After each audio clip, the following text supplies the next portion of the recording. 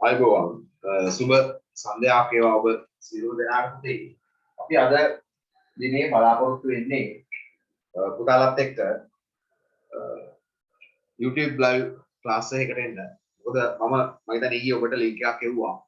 අපි පන්තියක් තියෙනවා කියලා මෙහෙම Zoom. නමුත් නොලැක්කියගේ හේතුවක් මත ඒ Zoom class එක අපිට පවත්වන්න වෙන්නේ නැති නිසා තමයි ඔබට මම පටිගත කළා පන්තිය ඔබට මේ සජීවීව YouTube හරහා නැරඹීමේ අවස්ථාව සලසලා දෙන්නේ. පටිගත කළා සජීවීව ඔබ YouTube හරහා නරඹන්න. ඉතින් ඔබට මේ අවස්ථාව ලබා දීලා තියෙන්නේ ගොඩක් වෙලාවට මේ දිනවල පවතින COVID-19 තත්ත්වය හේතු කොටගෙන සමහර ළමයි පන්තියට පැමිණෙන්නේ නැහැ. නේ? සමහර දෙමාපියන්ම කියනවා තව ටික දවසක් බලනවා කියලා. ඉතින් ඔබටත් යම් යම් හේතු මත පන්තියට පැමිණීමට නොහැකි වෙන අවස්ථා තියෙනවා. නේ? ඉතින් ඔබට එහි අවාසියක් වෙනවා. ඒ නිසා අපි තීරණය කරනවා මේ විදිහට පන්තියට අමතරව ඔබට මේ පන්තියේ කරන පාඩම Zoom class එකක් හෝ එහෙම නැත්නම් YouTube වීඩියෝ එකක් විදිහට ඉදිරිපත් කරන්න. Zoom class එක කරත් මම ඒක රෙකෝඩින් එක දාන නිසා ඔබ ළඟ තවත් ඉදිරි සතිවල පන්ති යන ළමයි කරුණාකරලා පැරණි නෝට් අනිවාර්යෙන් සම්පූර්ණ කරලා තිබිය යුතුයි. මම මේ හිටපු ගමන් බලනවා චෙක් කරනවා. අහුවෙන්න එපා. සම්පූර්ණ කරලා තියෙන්නේ නැතුව. මොකද ඔබට කිසිම මේ එක්ස්කියුසස් එකක් නැහැ. සමාවක් නැහැ. ඒකට හේතුව තමයි පන්තිය දීලා තියෙන නිසා. හරි. අපි මුලින්ම පටන් ගමු. කාර්මික විප්ලවය. මුලින්ම පටන් ගමු කාර්මික විප්ලවය. මේ ඔබ සමහර වෙලාවට ඊයේ පන්තියේ හිටපු ළමේ බලලා නැති මේ කරපු එක නේද? ඕක කරපු එක තමයි. මම කිව්වනේ නේ. අපි අද කරන්නේ පන්තියේ කරපු ටික. අපි පන්තියේ කරපු ටික තමයි අපි කරන්නේ මේ විදිහට. එතකොට ඔබට වගකීමක් තියෙනවා. ඒ කරපු ටිකෙන් එහා සර් කරාවිද? නේ? මම දුව සමහරලාට කරපු ටිකට එහා ටිකක් කරන්න ඉඩ කඩ තියෙනවා. ඔන්ලයින් එකේ. කියන්නේ ඒ නිසා ඒව ගැන පොඩ්ඩක් අවධානයෙන් ඉන්න. ඔබ පන්තිය බලනවා නම් වෙන වැඩක් තියෙනවා. මේක දාලා ඔබට සද්ද ඇහෙන මානයක තියාගෙන වැඩ කටයුතු කරන්න කියන ඉල්ලීම කරනවා. දැන් අපි බලමු කාර්මික විප්ලවය කියලා කියන්නේ මොකක්ද? කාර්මික විප්ලවය කියලා කියන්නේ පුතාලා දන්නවා අතීතයේ මිනිසා සිය දෑතේ සවියෙන් තමයි භාණ්ඩ නිෂ්පාදනය කරේ. කාර්මික විප්ලවය කියලා කියන්නේ මිනිසා අතීතයේ භාණ්ඩ නිෂ්පාදනය කරේ සිය දෑතේ සවියෙන්. නමුත් සිය දෑතේ සවියෙන් භාණ්ඩ නිෂ්පාදනය කිරීම පසකට දාලා මිනිසයා භාණ්ඩ නිෂ්පාදනය කරන්න පටන් ගත්තා. යන්ත්‍ර සූත්‍ර භාවිතා කරලා. භාණ්ඩ නිෂ්පාදනය කරන්න පටන් ගත්තා යන්ත්‍ර සූත්‍ර භාවිතා කරලා. එතකොට මේ අපි හඳුන්වනවා පුතේ කාර්මික විප්ලවය කියලා. සරලව කිව්වොත් කාර්මික විප්ලවය කියලා කියන්නේ මිනිසා සිය දෑතේ සවියෙන් භාණ්ඩ නිෂ්පාදනය කිරීම වෙනුවට යන්ත්‍ර සූත්‍ර භාවිතා කරමින් භාණ්ඩ නිෂ්පාදනය ඇති කරපු පුළුල් වෙනස අපි හඳුන්වනවා කාර්මික විප්ලවය කියලා. අන්න ඒක පොඩ්ඩක් highlight කරගන්න. ඊට අමතරව ඔබ මේ පන්තිය ආරම්භන මොහොතේ අපි දාලා ඇති group එකට වීඩියෝස් කිහිපයක් ඔබය මම හිතන්නේ නරඹන්න ඇති කියලා මම විශ්වාස කරනවා. කාර්මික විප්ලවයට අදාළ වීඩියෝ ටිකක් මම පන්තියට කලින් දාලා ඇති. ඉතින් ඒව ඔබ නරඹන්න. එතකොට ඔබට ලොකු අත්දැකීමක් ලැබෙවි. අපි වෙනද පන්තියේදී පෙන්නනවා. අපි ඊට අමතරව අපි දැන් පන්තියේදී පෙන්නනට අමතරව තාක්ෂණය අපිට යොදා ගන්න පුළුවන්කම තියෙන නිසා ඔබට පහසුවෙන් මේ අවස්ථාව උදා කරලා දීලා තියෙනවා. හරි. දැන් අපි බලමු පොතේ කාර්මික විප්ලවයේ ආරම්භය මොන කාලෙද කියලා. ඊළඟට මාතෘකාවක් තියෙනවා කාර්මික විප්ලවයේ ආරම්භය සහ වර්ධනය. කාර්මික විප්ලවයේ ආරම්භය සහ වර්ධනය ගැන අපි කතා කරන්න උත්සාහ කරා. දැන් කාර්මික විප්ලවයේ වර්ධනය ගැන කතා කරනකොට අපි සාකච්ඡා කරන්නේ විශේෂයෙන්ම 18 වන සියවස අගභාගය. 18 වන සියවස අගභාගය සහ 19 වන සියවසනේ. එතකොට 18 වන සියවසේ අගභාගය නම් 19 වන සියවසේ මුල් භාගය වෙන්න පුළුවන්. 18 වන සියවස අගභාගය වෙනවා නම් 19 වන සියවසේ මුල් භාගය වෙන්න පුළුවන් මේ දෙවෙනි. එතකොට මේ කාරණාවත් එක්ක විශේෂයෙන්ම කාර්මික විප්ලවය ආරම්භ වෙන්නේ 18 වන සියවසේ. එතකොට එතෙන් සිට අඩ සියවසක් යනකම් ඒ කියන්නේ අවුරුදු 50ක් පමණ යනකම් කාර්මික විප්ලවය බ්‍රිතාන්‍ය කියන රටට විතරක් සීමා වෙනවා. කාර්මික විප්ලවය බ්‍රිතාන්‍ය කියන රටට විතරක් සීමා වෙලා තිබුණා. එතකොට මේ බ්‍රිතාන්‍ය කියන රට තීරණාත්මක රටක් නේ. මේ බ්‍රිතාන්‍යයට විතරක් කාර්මික විප්ලවය සීමා වෙලා තියෙනවා කියලා කියන්නේ බ්‍රිතාන්‍ය ලෝකයේ වඩාත් කැපී පෙනෙන රටක් බවට පත් වුණා. බහුතර රටක් යටත් විදිහට ප්‍රමාණයකට හිමිකාරත්වයේ දරු රට තමයි බ්‍රිතාන්‍ය. ඉතින් තමන්ගේ නිෂ්පාදන අලෙවි කරගන්න ඒ අයට වෙළඳ පොලක් ඕන. මේ වෙළඳ පොලේ ප්‍රතිඵලයක් විදිහට තමයි මේ කාර්මික විප්ලවය කියන එක ඇති වෙන්නේ. එක කෝණයක. නමුත් 19 වසර වන විට යුරෝපයේ වෙනත් රටවල් සහ ලෝකයේ වෙනත් රටවල් වල මේ කාර්මික විප්ලවය ශීඝ්‍රයෙන් ව්‍යාප්ත වෙන්න පටන් ගත්තා. ඒතර ඔන්න ඔය කියන කරුණු කාරණා ටික තමයි අපි චුට්ටක් ඔළුවට දාගත යුත්තේ. එතකොට කාර්මික විප්ලවය ආරම්භ වෙන්න බලපං ප්‍රධානතම හේතුව තමයි වෙළඳාම. කාර්මික විප්ලවය ආරම්භ වෙන්න බලපාපු ප්‍රධාන හේතුව තමයි වෙළඳාම. දැන් වෙළඳාම නැත්තම් හිතාලා බලන්න දැන් කොහේ හරි ටවුන් එකකට ගියොත් නේ ප්‍රධාන නගර අපේ තියෙනවා. කොළඹ, මාතර, ගාල්ල, යාපනය මේ මහනුවර මේ නගර ගත්තොත් කොතරම් නාගරීකරණයක් වෙලා කොතරම් වෙළඳාමක් තියෙනවද? වාණිජමය නගරද? එතකොට මේ වාණිජමය නගර පදනම් කරගෙන තමයි මේ කර්මාන්ත බිහි වෙන්නේ. නිකම්ම කාන්තාරවල වාණිජමය නගර බිහි වෙන්නේ නැහැ. මේ ඉලක්කයක් තියෙන මිනිස්සු ජනගහනයක් ඉන්නවදනේ. අන්නේ කියන කාරණා. එතකොට 18 වන සියවසේ වෙනකොට අපි බලන්න යුරෝපයේ තමයි. මේ පෘතුගාලය, ස්පාඤ්ඤය, ප්‍රංශය, ජර්මනිය, බ්‍රිතාන්‍ය මේ වගේ රටවල් ගත්තාම මේ රටවල් වල තත්ත්ව විමසා බලනකොට අපිට මේ 18 වන ශතවර්ෂයේ වන විට බ්‍රිතාන්‍ය හැරුණු විට තවත් රටවල් කිහිපයක් වෙළඳ කටයුතු වල නිරතුණයි කියලා සඳහන් වෙනවා. ගොඩාක් වෙලාවට අර මං කියපු රටවල් ප්‍රංශය, පෘතුගාලය, ස්පාඤ්ඤය වැනි රටවල් වෙළඳ කටයුතු වල නිරත වුණා. එතකොට ওই කාරණාවත් එක්ක කාර්මික විප්ලවය ආරම්භ වුණා. හැබැයි ඔය මොන රටවල් ගැන කතා කරා වඩාත්ම කැපී පෙනෙන රට බවට පත් වුණේ එංගලන්තය. එහෙම නැත්නම් මහා බ්‍රිතාන්‍යය. එංගලන්තයේ සමහර වෙලාවලට අපි හඳුන්වනවා මෙන්න මේ නමින් UK. UK කියන්නේ මොකක්ද? United Kingdom. ඔබ ලයිව් හිටිය නම් Zoom මට කියාවේ නේ UK කියන්නේ United Kingdom. මහා බ්‍රිතාන්‍ය කියන්නේ. හරිනේ අපි ඔය ටික ලියලා ඉවර වෙලා ඉතුරු කොටස් ටික සාකච්ඡා කරමු. හරි. ලියා ගන්න මෙහෙම. කාර්මික විප්ලවයේ ආරම්භය සහ වර්ධනය කියලා මාතෘකාව යටතේ මෙහෙම ලියා ගන්න.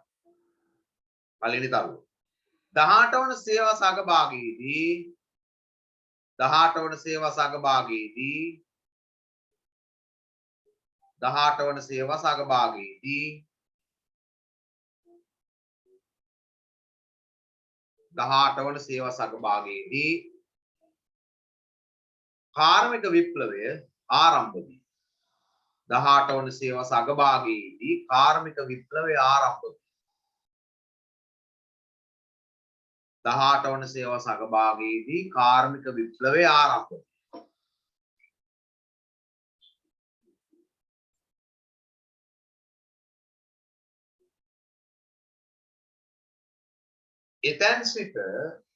එතැන් සිට අඩ සියවසක් පමණ යනතුරු එතැන් සිට අඩ සියවසක් පමණ යනතුරු එතැන් සිට අඩ සියවසක් පමණ යනතුරු අඩ සියවසක් පමණ යනතුරු කාර්මික විප්ලවය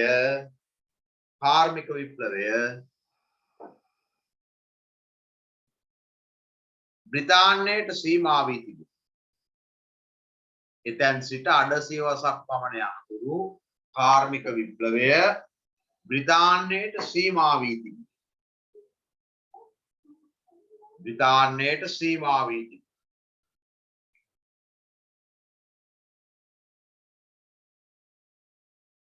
බ්‍රිතාන්‍යයට සීමා වී තිබුණි.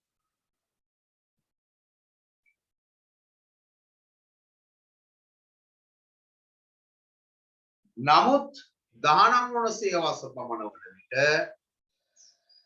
19 වන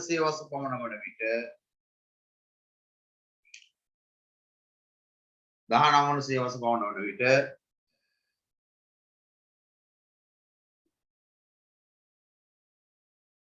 යුරෝපයේ සෙසු රටවල හා යුරෝපයේ සෙසු රටවල හා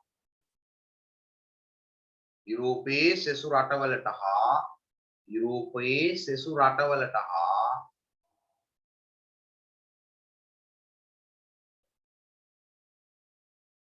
ලෝකයේ වෙනත් රටවලටද ලෝකයේ වෙනත් රටවලටද ලෝකයේ වෙනත් රටවලටද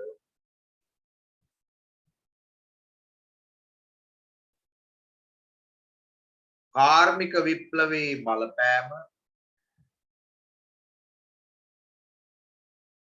කාර්මික විප්ලවයේ බලපෑම ව්‍යාප්ත විය කාර්මික විප්ලවයේ බලපෑම ව්‍යාප්ත විය කාර්මික විප්ලවයේ බලපෑම ව්‍යාප්ත විය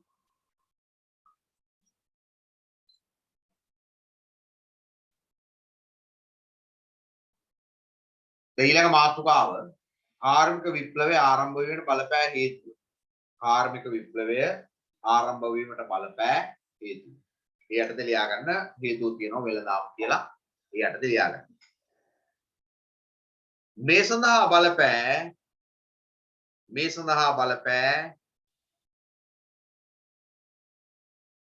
මේ සඳහා බලපෑ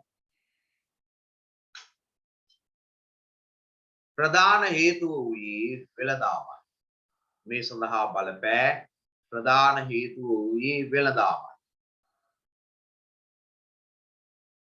මේ සඳහා බලපෑ ප්‍රධාන හේතුව වූයේ වෙළඳාමයි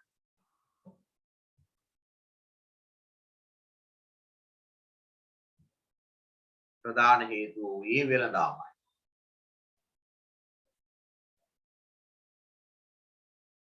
18 වන ශතවර්ෂය වන විට 18 වන ශතවර්ෂය වන විට 18 වන ශතවර්ෂය වන විට යුරෝපයේ තත්ත්වය විමසා බැලීමේදී 18 වන ශතවර්ෂය වන විට යුරෝපයේ තත්ත්වය විමසා බැලීමේදී යුරෝපයේ තත්ත්වය විමසා බැලීමේදී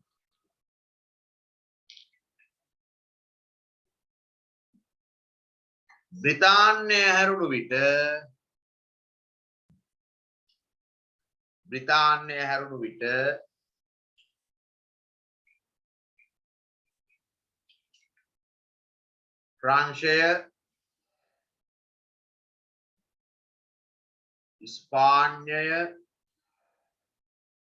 ප්‍රංශය ස්පාඤ්ඤය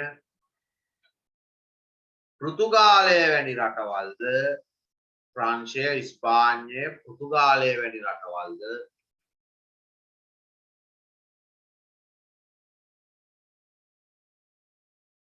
යටත් විජිත පිහිටුවාගෙන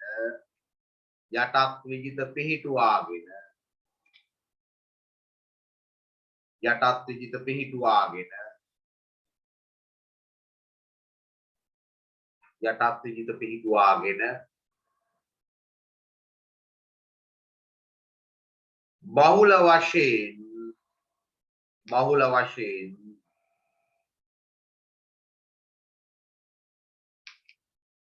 වෙළඳ කටයුතු වල නිරත වී ඇත. බහුල වශයෙන් වෙළඳ කටයුතු වල නිරත වී ඇත. බහුල වශයෙන් වෙළඳ කටයුතු වල නිරත වී ඇත.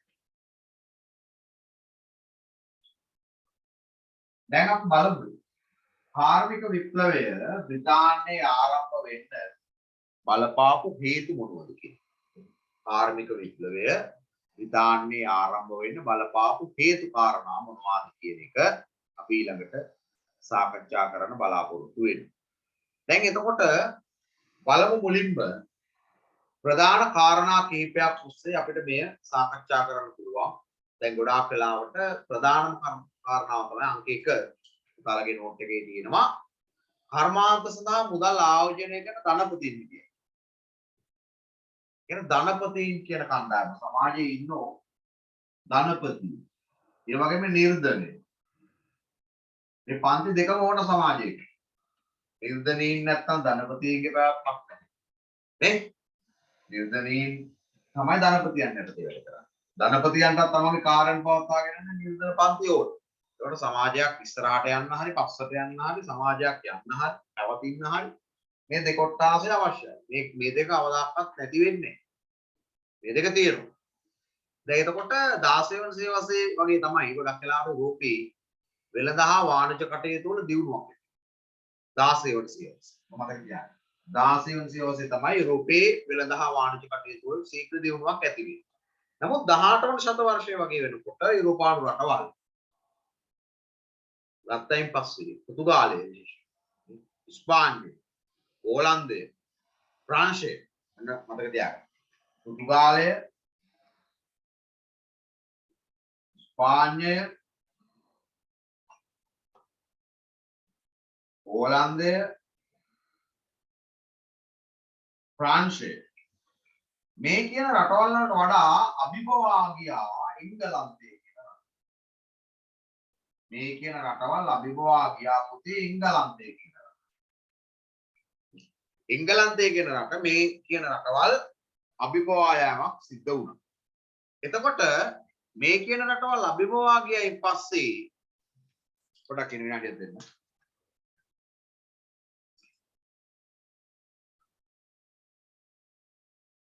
මේ කියන රටවල් අභිබවා ගියයින් පස්සේ පුතේ එංගලන්තය කියන රට විශේෂයෙන්ම උත්සාහ කරා යටත් වීද පිටුවා. යටත් වීද පිටුවා ගන්න විශේෂයෙන්ම එංගලන්තය කියන රට යටත් වීද පිටුවාගෙන තමන්ගේ නිෂ්පාදන අලෙවි කරන්න. දැන් එතකොට එංගලන්තය ඉදිරියට ගියා. මේ තත්ත්වයක් එක්ක ගොඩක් වෙලාවට කර්මාන්ත වලට මුදල් ආයෝජනය කරන පිරිස් නිර්මාණය වුණා එංගලන්තේ. අපි හිතමු දැන් උදාහරණයක් විදිහට ඇඟලුම් කර්මාන්ත. ටයර් කර්මාන්තශාල වාහන හදන දේ. දැන් මේවා නිපදවන ධනපතීන් මේවට මුදල් ආයෝජනය කරන කණ්ඩායම එංගලන්තයේ අනිත් රටවල් වලට වඩා බහුල වශයෙන් හිටියේ. ඒක ශීඝ්‍ර කාර්මික විප්ලවයකට හේතු සාධක වුණා. එංගලන්තය තමයි ලෝකයේ ඉතා ධනවත් රාජ්‍යයක් විදිහට මුල් කාලේ බැබළුනේ. ඔය එතකොට ඇමරිකාව කියන රටවල්වත් හැදිලා නැහැ.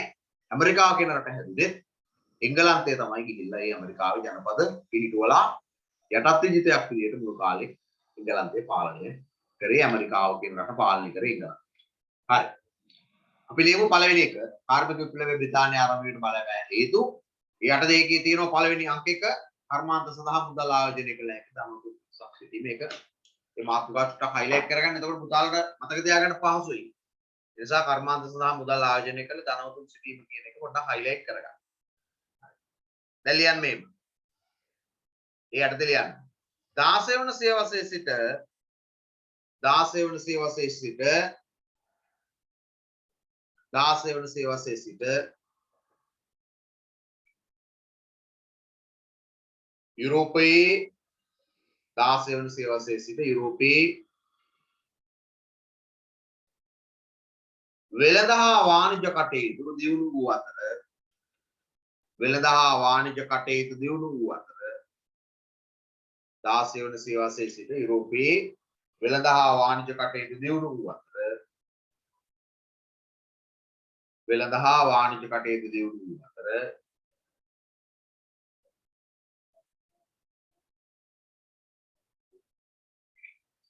18 වන ශතවර්ෂය පමණ වන විට 18 වන ශතවර්ෂය පමණ වන විට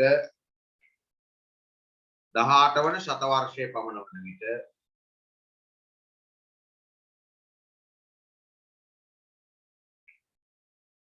යුරෝපානු රටවල් අතුරින් 18 වන ශතවර්ෂය පමණ වන විට යුරෝපානු රටවල් අතුරින්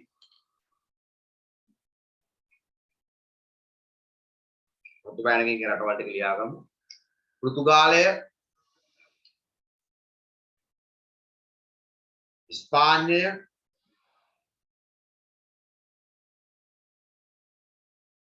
ඕලන්දය, පෘතුගාලය, ස්පාඤ්ඤය, ඕලන්දය, ප්‍රංශය වැනි රටවල් වලට වඩා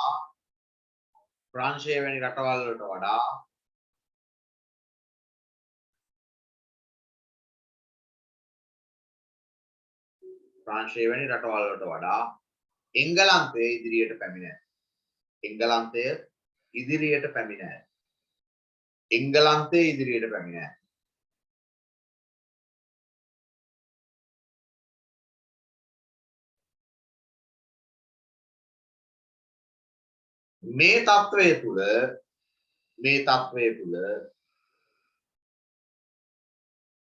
මේ තත්වයේ තුල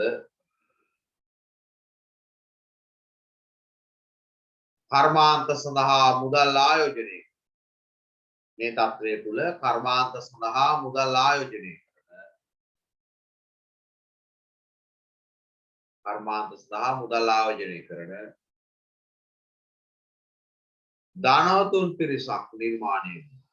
ධනවතුන් පිරිසක් නිර්මාණය විය.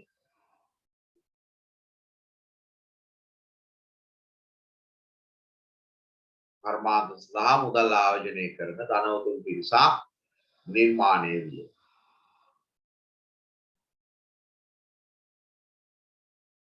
හරි. දැන් ඔය අපි කතා කරේ කාර්මික විප්ලවයේ බ්‍රිතාන්‍ය ආරම්භ වීමට බලපාපු පළවෙනි කාරණාව. ඊළඟ අංක දෙක ටිකක් උදාලා ගන්න කියන මාතෘකාවක්. අංක දෙක තමයි පුතේ ශීඝ්‍ර ජනගහන වර්ධනය.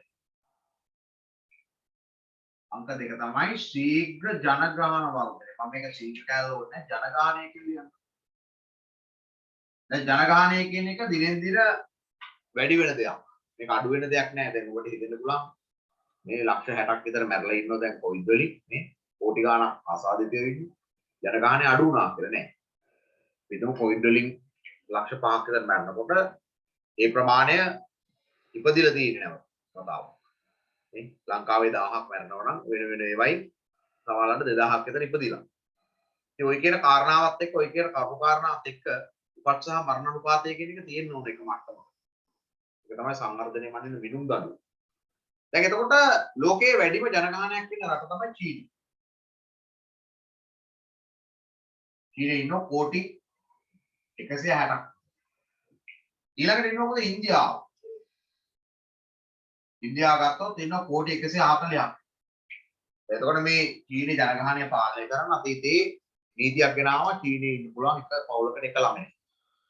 නිවුණු හම්බුනොත් කිසි ගැටලුවක් නැහැ. නිවුණු වාසනාවන්ත චීනය. නමුත් පසු කාලේනවා මේ නීති වෙනස් කරා. දැන් වර්තමානයේ වෙනකොට චීනයේ පුළුවන් පවුලකට ළමයි දෙන්නෙක් හදන්න. ඉතින් ඒ ජනගහනය වර්ධනය වීම රටට දරා ගන්න බෑ. ඉතින් 18 වන සියවස වෙනකොට බ්‍රිතාන්‍ය තුල ජනගහන වර්ධනය අධික වීමත් එක්ක භාණ්ඩවලට ඉල්ලුමක්. භාණ්ඩවලට ජනගහනය වැඩි වෙනකොට ඉල්ලුමක්. මේ ඉල්ලුමට සැපයුම දෙන්න ඕන. ඒක තමයි ව්‍යාපාර කියන්නේ. එතකොට ඒ වැඩි වෙන ජනගහනයට සාපේක්ෂව ප්‍රමාණවත් ලෙස භාණ්ඩ නිෂ්පාදනය කිරීමේ අභියෝගයට බ්‍රිතාන්‍ය මුහුණ දුන්නා. එතකොට එය ආර්ථික ශේෂ්ත්‍රයේ දියුණුවක් ඇති වෙන්න ශීඝ්‍ර ලෙස බලපෑ. අපි හිතමු ජනගහනය වැඩි වෙනවා. මේකට වාහන බ්‍රිතාන්‍යයේ නේ. අන්න වාහන නිපදවනවා. මේ සාකු උදාහරණයක් වාහනම වෙන්න ඕනේ. මිනිස්සු එදිනදා ජීවිතයේදී මිනිස්සුන්ට අවශ්‍ය කරන දේවල්. දැන් හිතමු ගෙදරක් ගත්තොත් 3 දෙනෙක් ඉන්නවා නම් බොහොම සරලයි. 10ක් විතර ඉන්නවා නම් ඒක ටිකක් සංකීර්ණයි. නේ? ආන්නේ වගේ. හරි. අපි බලමු පුතාලට ඉස්සරහට යද්දි මේවා ටිකක් මතක් වෙයි. කිසි ගැටලුවක් නැහැ. ඒක මතක තියාගන්න පුතාලට හැකියාව තියෙනවා. පහසුව තියෙනවා. මේ වීඩියෝ ටිකක් බලන්න. එතකොට මේක පහසුයි. මේ පාඩම ටිකක් පුතාලට අමුත්තක් වගේ දැනුණට නේ? ඉතිහාසය නෙමෙයි කියලා හිතෙන්නත් පුළුවන්. මේක ටිකක් මේ සයන්ස් පැත්තට බර පාඩමක් කියලා හිතෙන්නත් පුළුවන්. උත් එහෙම හිතන්නත් එපා. වැඩේ කරගෙන යමු ඉස්සරහට. හරිනේ? හරි. දැන් පන්ති කරද්දි ගොඩක් වෙලාවට මේ පුතාලා මේ දවස්වල කරන්ට් එක යනවා. එක එක ගැටලු තියෙනවා. නමුත් ඒවා ගැටලුවක් කරගන්න එපා. මේකමත් බාධකත් එක්ක ඉස්සරහට යමු. දැන් ලියා ගන්න. ශීඝ්‍ර ජනගහන වර්ධනය. ඊයටද ලියා ගන්න. ශීඝ්‍ර ජනගහන වර්ධනයට ලියා ගන්න. 18 වන සියවස වන විට 18 වන සියවස වන විට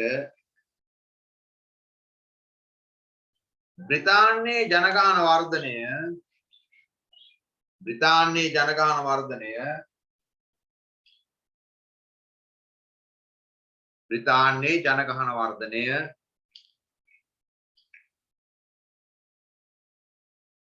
අධික වීම නිසා බ්‍රිතාන්‍යයේ ජනගහන වර්ධනය අධික වීම නිසා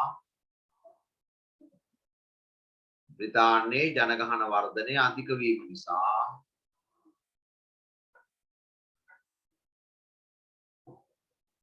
ජනගහන වර්ධනය අධික වීම නිසා භාණ්ඩ සඳහා වූ ඉල්ලුම 18 වන සියවස වන විට බ්‍රිතාන්‍යයේ ජනගහන වර්ධනය අධික වීම නිසා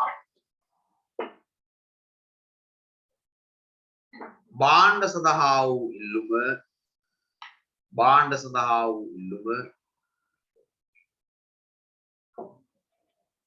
වැඩි වූ අතර භාණ්ඩ සඳහා වූ ඉල්ලුම වැඩි වූ අතර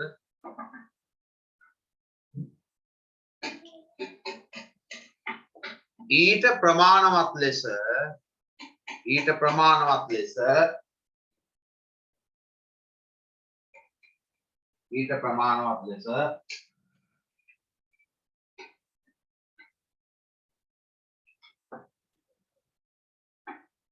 භාණ්ඩ නිෂ්පාදනය කිරීමේ අභියෝගයක් පැවතුණි. ඊට ප්‍රමාණවත් ලෙස භාණ්ඩ නිෂ්පාදනය කිරීමේ අභියෝගයක් පැවතුණි. භාණ්ඩ නිෂ්පාදනය කිරීමේ අභියෝගයක් පැවතුණි.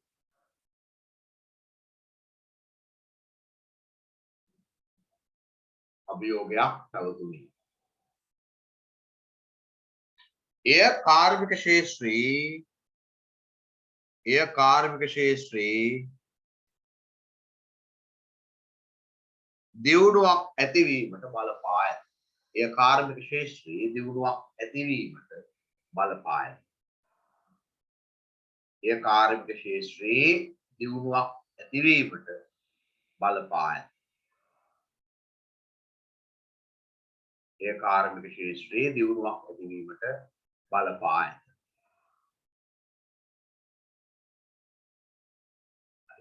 දැන් අපි යනවා ඊළඟ කාරණාවට. මෙන්න මේ වචනේ. පුනරුදය. තුන්වෙනි කාරණාව. යුරෝපයේ ඇති වූ පුනරුදය ගැන අපි කතා කරන්න බලාපොරොත්තු. දැන් මොකක්ද යුරෝපයේ ඇති වෙච්ච පුනරුදය? පුතාලා දන්න පුනරුදය කියලා වෙනම පාඩමක් අපිට තුනට අවශ්‍යයි. පුතාලා 10 වසරේදී තියෙනවා පුනරුදය ගැන පාඩම. ඉතින් ඒක ගොඩක් රසවත් පාඩමක්. ඉතින් අපි බලාපොරොත්තු වෙනවා 8 ඉගෙන ගත්ත පුනරුදයට වඩා 10 ඉගෙන ගන්න පුනරුදය ටිකක් සංකීර්ණ වෙයි. නේ? පුතාලා ඉගෙන ගත්තනේ. මේ කොළෙහිදී අපි ඒකට අදාළ යම් කාරණා නෙමෙයි කතා කරන්නේ. දැන් එතකොට යුරෝපයේ ඇති වෙච්ච පුනරුදය 14 සහ 15 වන සියවස්වල තමයි යුරෝපයේ පුනරුදය ඇති වෙන්නේ. කොන්ස්ටන්තිනෝපල් නගරයේ තුර්කීන් සතු වීමත් එක්ක දේශ ගවේෂණ ව්‍යාපාරය ආරම්භ වෙලානේ. වෙළඳාම් ඇති වෙලා මේ ලෝකයේ විවිධ නිර්මාණකරණය වෙලා නේ මිනිස්සු ලෝව මවිත කරා. ජොහන්ස් ගුටෙන්බර්ග් මුද්‍රණ යන්ත්‍රය නිර්මාණය කිරීම තමයි පුනරුදයේ ආරම්භක අවස්ථාව. මිනිස්සුන්ට පොත්පත් කියවන්න විදියක් තිබුණේ නැහැ. අත්පත්‍රිකා අයින්බිල් ගහන්න විදියක් තිබුණේ නැහැ. පෝස්ටර් ගහන්න විදියක් තිබුණේ නැහැ. ඔක්කොම අතින් කරේ. මුද්‍රණ යන්ත්‍රය වේවීම 1450 ගණන් වල නේ ජොහන්ස් ගුටෙන්බර්ග් කරපු ලොකු ජයග්‍රහණයක්. ලෝකෙ මවිත වෙන්න පටන් ගත්තා. පොත්පත් විශාල වශයෙන් නිෂ්පාදනය කෙරුවා. පස්සේ මිනිස්සු බිමින් ගිය කට්ටිය උඩින් යන්න පටන් ගත්තා. බයිසිකල් හැදුවා. මෝටර රථ නිර්මාණය කළා. එතකොට ටීවී හැදුවා, රේඩියෝ හැදුවා, දුරකථන හැදුවා. නොකරපු දෙයක් නැහැ. අපි දාපු වීඩියෝස් බලුවහම ඔබට හොඳට පාසක් වෙනවා ඇති. තහවුරු වෙනවා ඇති.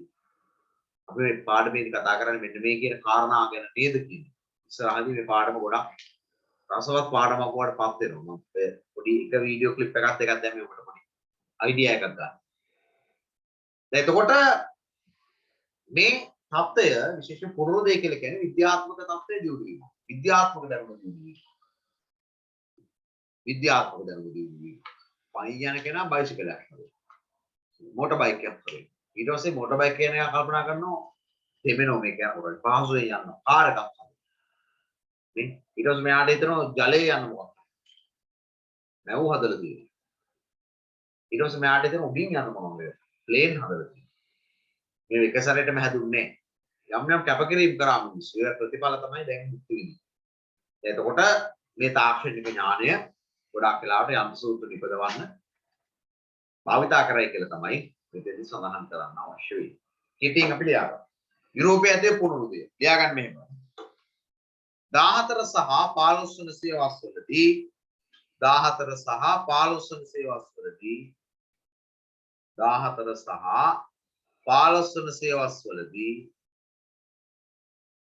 14 සහ 15 වන සියවස්වලදී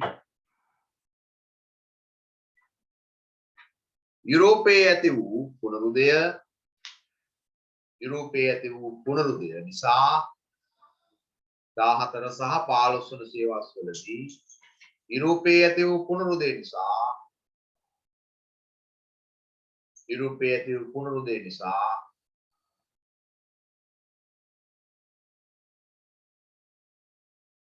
විද්‍යාත්මක දැනුමේ පුළුල් වීමක් සිදුවිය. විද්‍යාත්මක දැනුමේ පුළුල් වීමක් සිදුවිය. විද්‍යාත්මක දැනුමේ පුළුල් වීමක් සිදුවිය. විද්‍යාත්මක දැනුමේ පුළුල් වීමක් සිදුවිය.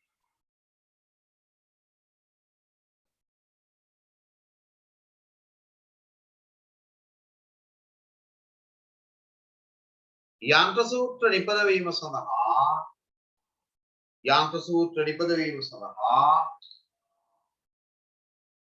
යන්ත්‍ර සූත්‍ර නිපදවීම සඳහා යන්ත්‍ර සූත්‍ර නිපදවීම සඳහා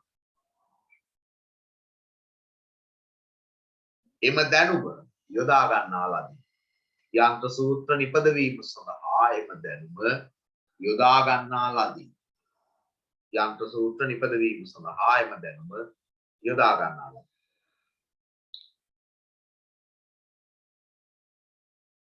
හරි. දැන් අපි යනවා පුතේ 4 වෙනි කාරණාව. දැන් කරුණු තුනක් කතා කරා. කාර්මික විප්ලවය බ්‍රිතාන්‍ය ආරම්භයෙන් බලපාපු යුතු. අපි බලමු පළවෙනි එක තමයි මොකක්ද? මුදල් ආයෝජනය කරන්න පුළුවන් ධනවතුන් විදියට. ඊළඟ කාරණාවට අපි කතා කරා ශීඝ්‍ර ජනගහන වර්ධනයක් වුණේ. ඊළඟට අපි කතා කරා යුරෝපයේ තිබූ පුනරුදය. ඊළඟ මාතෘකාව තමයි පුතේ අමුද්‍රව්‍ය පහසුවෙන් සපයාගත හැකි වීම කියන කාරණා. අමුද්‍රව්‍ය. දැන් ගොඩාක් වෙලාවට මෙන්න මේ කාර්මික විප්ලවයත් එක්ක කර්මාන්ත ආරම්භ වෙනකොට නිෂ්පාදන ද්‍රව්‍ය ආරම්භ වෙනකොට මේ අමුද්‍රව්‍ය කියන කාරණාවට විශේෂ අවධානයක් යොමු කරනවා. අමුද්‍රව්‍ය නැත්තම් මොනවත්වත් කරන්න බෑ.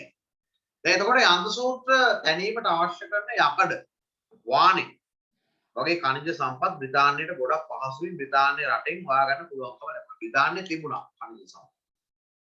ඒ වගේම තමයි මේ බල ශක්තිය සඳහා නේ බල ශක්තිය සඳහා අවශ්‍ය කරන ගල් අඟුරු ඉතා පහසුවෙන් සපයා ගැනීම හැකියාව තිබුණා එංගලන්තේ. දැන් නැත්තම් මේව වෙනත් රටවල් වලින් හොයන්න වෙනවා. විශාල මුදලකට මිලදී ගන්න වෙනවා. ඉතින් තවත් අමුද්‍රව්‍ය අවශ්‍ය වෙච්ච නිසා තමයි මේ යටත් වේදගත සංකල්පය බ්‍රිතාන්‍යයෙන් ආරම්භ කළේ. උදාහරණයක් විදිහට නේ දැන් අප්‍රිකාව වගේ රටවල් යටත් කරගත්තේ වහල් සේවය ලබා. බලන්න බ්‍රිතාන්‍යයෙන් කොච්චර ප්ලෑන් කරලා මේ දේ කරා. මේ අමුද්‍රව්‍ය නොමිලේ ලබාගෙන තමන්ගේ වැඩ කටයුතු බොහොම සාර්ථකව පහසුවෙන් කරගෙන යාමට අවස්ථාවක් උදා වුණා. ඒ කියන කරුණු කාරණා තමයි උදෙන්ට ලියන්න. ගොඩක් ඒවා ලියන්න නෑ. සරලව අපි අවබෝධයක් ලබා ගමු. කොහොමද මේ කටයුත්ත වෙන්නේ කියන කාරණා. නේ? දැන් ඔබට මම කිව්වා මේ අපි ලොකු කැපකිරීමක් කරනවා. ලොකු කැපකිරීමක් කරනවා මේ කාර්ය කරන්න. ඔබ මේකට සක්‍රීය ලෙස දායක වෙන්න. මොකද දැන් අද මට පන්තිය රැ කරන්න වෙන්නේ නැහැ. ඒ නිසා තමයි මම මේ රෙකෝඩින් එක කරන්නේ. ඔබ බලන්නේ මේ රෙකෝඩින්.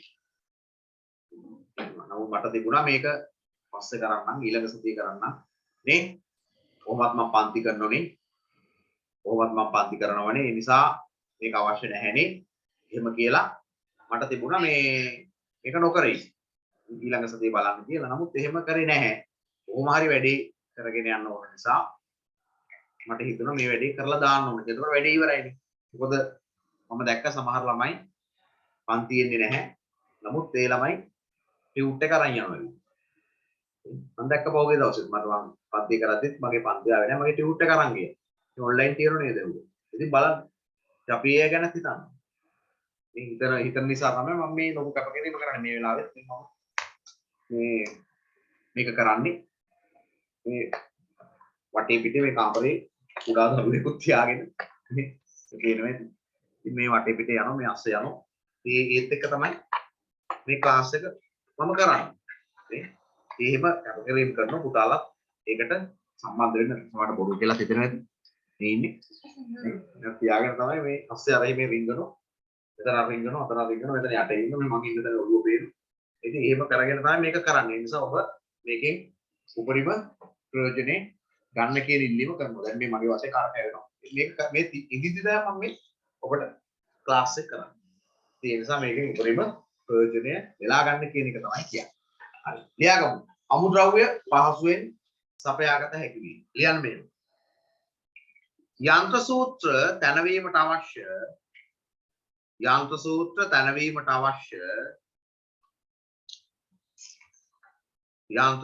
තැනවීමට අවශ්‍ය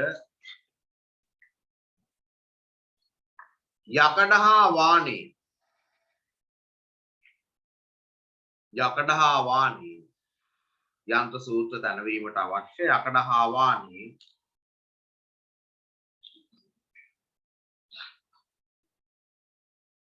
වැනි ඛනිජ සම්පත් යකඩ හා වානේ වැනි ඛනිජ සම්පත්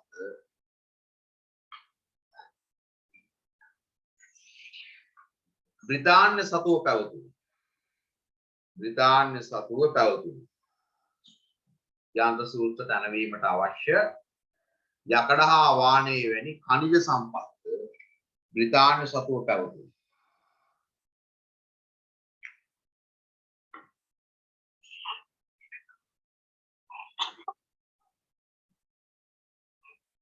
එපමණක් නොව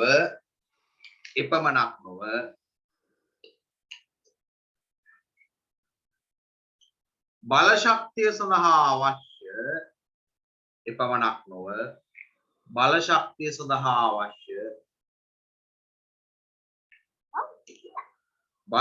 සඳහා අවශ්‍ය ගල් අඟුරු සපයා ගැනීමක් ඉතා පහසු විය. බල ශක්තිය සඳහා අවශ්‍ය ගල් අඟුරු සපයා ගැනීමත් ඉතා පහසු විය. ඉතා පහසුයි.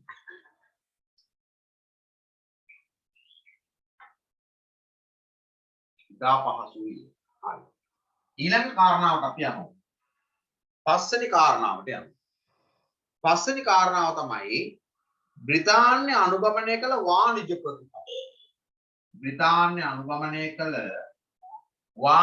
ප්‍රතිපත්ති. වාණිජ කියන වචනේ වෙළඳනේ. වෙළඳ ප්‍රතිපත්ති. බ්‍රිතාන්‍ය අනුගමනය කරපු වෙළඳ ප්‍රතිපත්ති ගැන කතා කරන්න උත්සාහ කරනවා. උට කර්මාන්ත දියුණු වෙන්නනේ. එපන් නැත්තම් භාණ්ඩ බුමාරු වෙන්න, වෙළඳාම දියුණු වෙන්න රටක තියෙන වාණිජ ප්‍රතිපත්ති, වෙළඳ ප්‍රතිපත්ති බලපාන.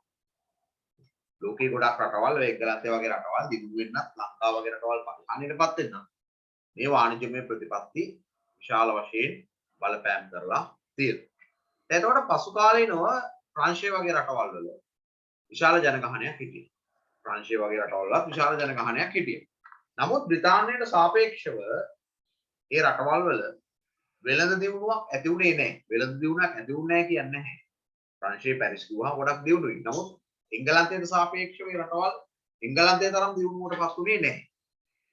නමුත් බ්‍රිතාන්‍ය ගත්තොත් බ්‍රිතාන්‍ය තුල විවිධ වාණිජ නීති දාලා යටත් විජිතව රටවල් වලට බාහිර රටවල් එක්ක වෙළඳ සම්බන්ධතා පවත්වා ගන්න බැරි නීති දාලා ඒ රටවල් පාලනය කිරීමක් කරනවා. එතකොට මේ කාරණාත් එක්ක බ්‍රිතාන්‍ය යටත් විජිත වලට අවශ්‍ය භාණ්ඩ බ්‍රිතාන්‍යයෙන්ම තමයි ලබා ගන්න. බ්‍රිතාන්‍ය යටත් විජිත වලට වෙන රටවල් වලින් භාණ්ඩ ගන්න බෑ. බ්‍රිතාන්‍යයෙන් තමයි ගන්න. බ්‍රිතාන්‍ය තමයි නිෂ්පාදනය කරන යටත් විජිත වලට අවශ්‍ය කරන භාණ්ඩ. අන්න බිස්නස් එක. ඒකනේ ලෝකයේ වැඩිපුරම යටත් විජිත ප්‍රමාණයක් අල්ලගත්තේ බ්‍රිතාන්‍ය. එතකොට මේ කාරණාවත් එක්ක ඒ බ්‍රිතාන්‍ය භාණ්ඩ වලට යටත් විජිත වලින් හොඳ ඉල්ලුමක් තිබුණා. දැන් ඔබම ගන්න, ඔබ අපි ගන්න, අපි අද කොච්චර බටහිර ඇඳුම් පැළඳුම් බටහිර මේ භාණ්ඩ බ්‍රිතාන්‍යයේ කියන රටෙන් ගෙන්නන දේවල් කොච්චර අපි ජීවිතයට ඇතුල් කරගෙන සිරිත් විරිත් වල සිට සියලුම දේවල් අපි පුරුදු වෙලා ඉන්නේ. හරි. දැන් අපි එන ලියාගමු. දැන් උදාහරණයක් විදිහට ගත්තොත් බ්‍රිතාන්‍යයේ කපුරෙදි වලට ඉන්දියාවෙන් ඉතා හොඳ ඉල්ලුමක් තිබුණා. බ්‍රිතාන්‍ය මත්පැන් වලට ඒ කාලේ අපේ හොඳ ඉල්ලුමක් තිබුණා. ශ්‍රී වික්‍රමරාජසිංහ රජතුමා නැතිමුනේ බ්‍රිතාන්‍ය මත්පැන් නිසා. දැන් අපේ මුළු සමස්ත සමාජය නැති වෙලා තියෙනවා. ඔය බ්‍රිතාන්‍යයෙන් හඳුන්වා දීපු මත්පැන් නිසා. මේ ව්‍යාපාර. ඔබ හොඳට මතක තියාගන්න. හරි. ලියාගන්න. බ්‍රිතාන්‍ය අනුගමනය කළ වාණිජ්‍ය ප්‍රතිපත්තියක් ලියාගන්න. පසු කාලීනව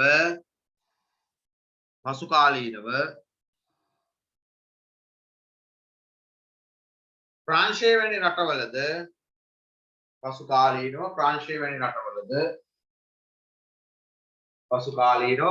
වැනි රටවලද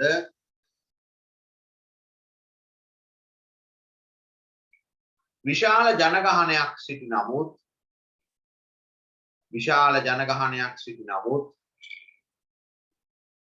ප්‍රංශය වැනි රටවලද විශාල ජනගහනයක් සිටි නමුත්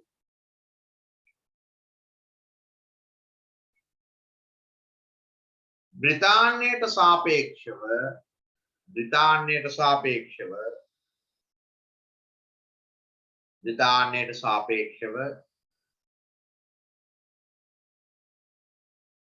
එම රටවල් වල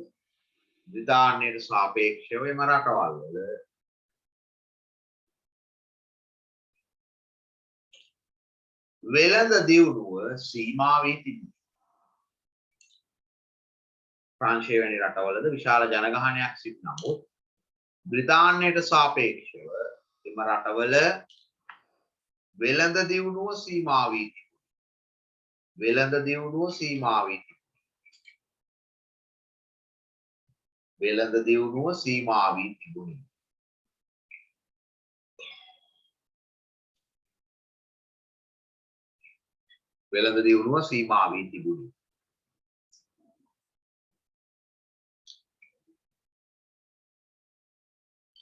නමුත් බ්‍රිතාන්‍ය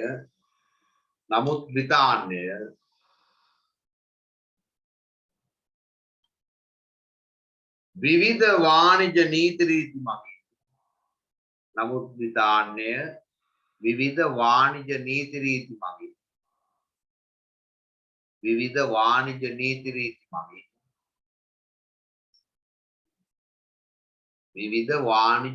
රීති මගින් සිය යටත් විජිතවලට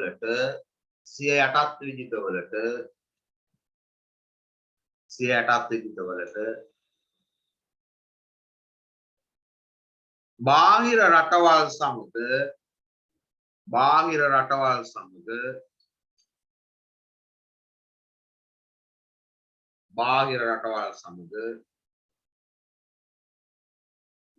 වෙළඳ සම්බන්ධතා පවත්වා ගැනීමට තිබූ ඉඩකඩ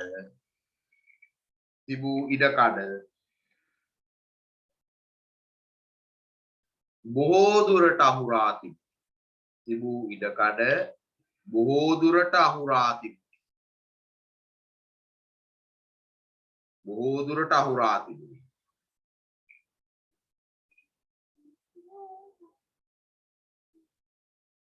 ඊළඟ වෙනම ඡේදකින් ලියා ගන්න. මේ නිසා බ්‍රිතාන්‍යයටත් විජිත වලට අවශ්‍ය භාණ්ඩ වෙනම ඡේදකින්. මේ නිසා බ්‍රිතාන්‍යයටත් විජිත වලට අවශ්‍ය භාණ්ඩ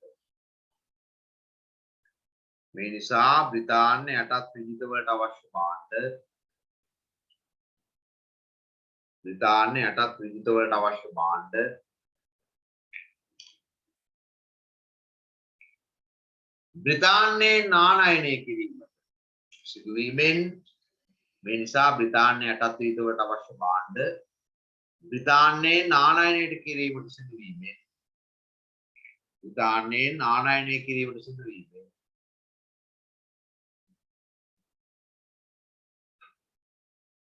බ්‍රිතාන්‍යයෙන් ආනයනය කිරීමට සිදු වීමෙන් ඒ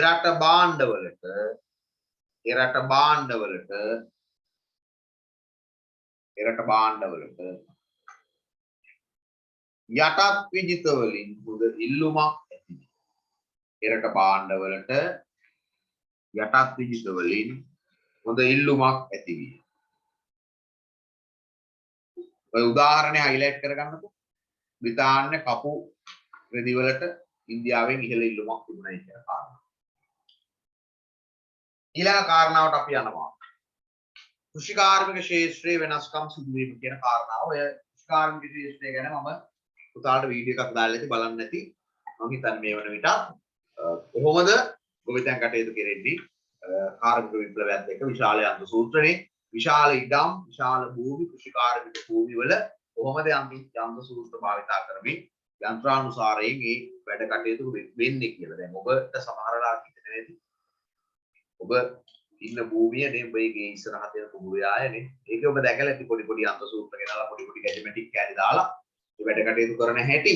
නමුත් එතනින් එහාට තමයි අපි මේ කාර්මික විප්ලවය කියලා කතා කරන්නේ. දැන් ගොඩාක් වෙලාවට සමකාලීනව බ්‍රිතාන්‍ය කෘෂිකාර්මික ක්ෂේත්‍රයේ වෙනස්කම් ගොඩක් වුණා. දැන් එතකොට ඉඩම් හිමියෝ කියලා කණ්ඩායමක් හිටියා. මේ ඉඩම් හිමියෝ කරේ පුතේ මේ දැන් මම මේ භූමිය ගත්තා. මේක ඉන්නේ කියලා දුන්න පන්ති. මේ භූමිය ගත්තොත් මේක කුඩා කැබලි වලට තියෙන්නේ. මේ කුඩා කැබලි ඉඩම්. ඒක මේ වේලාවක් කියනවා. A B C D E F G H I J K L මේ ආදී වශයෙන් තියෙන කුඩා. මේක පුතේ කුඩා ඉඩම් හිමියන්. මේ කුඩා ඉඩම් හිමියෝ. එතකොට මෙතන කුඩා ඉඩම් හිමියන් ඉන්නෝ 12. මේ කුඩා ඉඩම් හිමියන් සතු ඉඩම් පුතාලා දන්නවා. අපි කුඩා ඉඩම් හිමියන් නෙමෙයි අපි හිතමු සුළු ගොවීන්. සුළු ගොවීන් 12ක් ඉන්නවා. මේ සුළු ගොවීන් සතු ඉඩම් තියෙනවා. එක ගොවියෙක් මෙතන වගා කරනවා අනිත් එක්කෙනා මෙතන වගා කරනවා අනිත් මෙහෙම වගා කරනවා. දැන් මේ මහා පරිමාණ ඉඩම් හිමියෝ ඉන්නේ. මේ මහා පරිමාණ ඉඩම් හිමිය කරන්නේ මොකක්ද? මේ ඔක්කොම මිලදී ගන්න. මිලදී අරගෙන මේ ඔක්කොම ටික එකට එකතු කරලා හදන තනි ඉඩම්. දැන් මේ ඔක්කොම එක්කෙනෙක්. වර්ධ කරන්නේ නැහැ අපි කෙලිම මේක A කියලාම දානවා. මේ ඔක්කොම එක්කෙනෙක්. ඔන්න ධනපති ඉඩම් හිමියා. ධනපති ඉඩම් හිමියාගේ තමයි මේ ඉඩම්. දැන් එතකොට අර ගොවීන් ටික සුළු ගොවීන් ටික මේ ඉඩම් ටික කුඩා ඉඩම් ටික මේ ධනපතියට විකුණනවා. විකුණලා ඒ කට්ටිය යනවා පුතේ නගරෙට. නගරෙට ගිහලා මොකක් කරලා කියාවක් කරනවා. ඒක අර පොඩි ගොවීන්ට ඉඩම් ටික නැහැ. ඒතකොට මේ මහා පරිමාණ ඉඩම් හිමිය මේ ගොවීන් ටික එකතු කරනවා. එකතු කරනවා මේක අපි මේකට වචනයක් කියනවා. ඉඩම් කොටු කිරීම කියලා. මේකට දෙන වචනේ තමයි ඉඩම් කොටු කිරීම. ඉඩම් කොටු කිරීමේ ව්‍යාපාරය. එතකොට දැන් මේකේ භූමිය සකස් කරන්නේ එක කාලෙට. නේ? අස්වැන්න, ඒ කියන්නේ බීජ පැල කරන්න එක කාලෙට, යන්ත්‍ර සූත්‍ර දාන්න එක කාලෙට, නේ? පෝර දාන්න එක කාලෙට, නේ? ඒ ජල කටයුතු කරන්න එක කාලෙට, අස්වැන්න නෙලන්න එක කාලෙට. එතකොට මේ ලොකු සාරවත් අස්වැන්නක් ලැබෙනවා. සියලුම දේවල් අන්තරානුසාරයෙන් කරන්නේ. ඔබ දකින්නේ. පේලියට මේ ගොයන් කපන විදිය, නේ? පැල ඉන්දන විදිය සියල්ල ඔබ දකින්නේ. එතකොට මේ ඔක්කොම එකක්. එක්කෙනෙක් කරන්නේ. අනේ ඒ නිසා තමයි මේ රටවල් එංගලන්තය වගේ රටවල් ඊශ්‍රායල වගේ රටවල් කෘෂිකර්මාන්තයේ දියුණුවට පත් වෙලා තියෙන්නේ. එතෙන්දී දැන් ලංකාවේ ගොවියෙක් ගත්තොත් අපි කියනවා මුලි ගහගෙන ඉන්න ගොවියෙක් කියලා. එංගලන්තය වගේ රටවල් ගත්තොත් ඒ රටේ ගොවියන් කෝට් දාලා ඉන්නේ. කැන්ඩියට ඇදලා ඉන්නේ. ධනපතිය. අපේ රටේ ගොවියා සුප්පා. ඕක තමයි තත්ත්වය. එතකොට දැන් අර මේ සුළු ගොවීන් මෙතන හිටියේ ගොවීන් 12 දෙනෙක් උදාහරණයකට. මේ එතකොට මේ සුළු ගොවීන්ට අර ගොවීන්ගේ ශ්‍රමය අතිරික්ත ශ්‍රමය කට්ටිය කුඹුරු කොටන වෙලාව කර්මාන්ත ශාලාවේ ගත කරන්නේ. උදේ 8ට කුඹුරට යන ගොවියා හවස 5 වෙනකන් කුඹුරේ වැඩ කරනවා නම් පත්මුලකුත් තරන් ගිහිල්ලා. ඒ කුඹුරු යාය නැති නිසා කුඹුරු කෑල්ල නැති නිසා ඒ 6 හෝ 10 හෝ 12 හෝ ගත කරන්නේ. ඔහේ හරි ධනපතියගේ කර්මාන්ත ශාලාවක වැඩ කරනවා. එතකොට බලන්න මේ ගොවීන් තමන්ගේ ශ්‍රමය මේ ගොවීන්ගේ ශ්‍රමය කාර්මික විදුලියට යොදාගත්ත විදිහ. පැහැදිලිනේ? හරි. එහෙනම් අපි ලියමු. මෙහෙම ලියන්න. කාර්මික ශේෂ්ත්‍රයේ වෙනස්කම් සිදුවීම ලියන්න.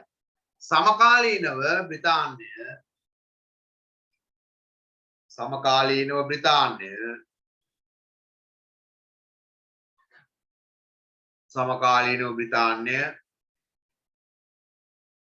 කෘෂිකාර්මික ශේෂ්ත්‍රයේ समकालीनो ब्रितान्ये कृषिकार्मिक क्षेत्रे वेनस्कम रसक सिदु विය. वेनस्कम रसक सिदु विය. वेनस्कम रसक सिदु विය.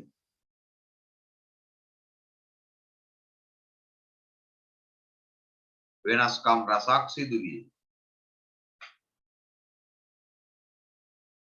එහිදී ඉඩම් හිමියන් විසින්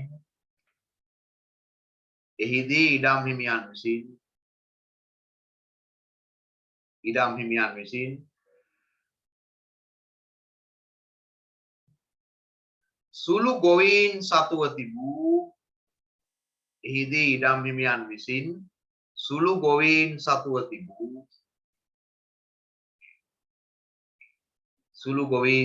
තිබූ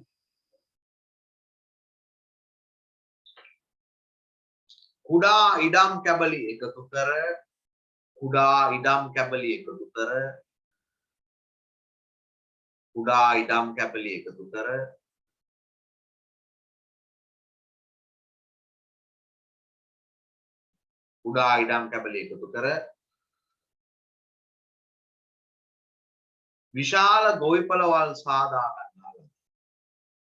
විශාල ගොවිපළවල් සාදා ගන්නා ලදී.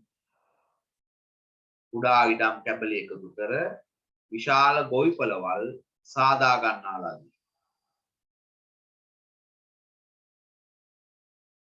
එහිදී ඉඩම් හිමියන් විසින් සුළු ගොවීන් සතුව තිබූ කුඩා ඉඩම් කැබලි එකතු කර විශාල ගොවිපළවල් සාදා ගන්නා ලදී.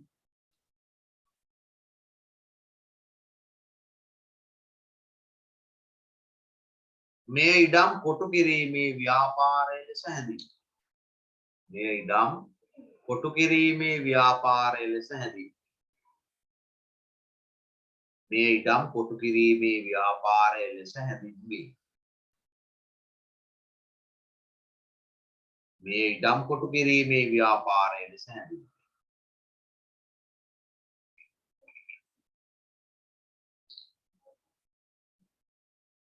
මේ නිසා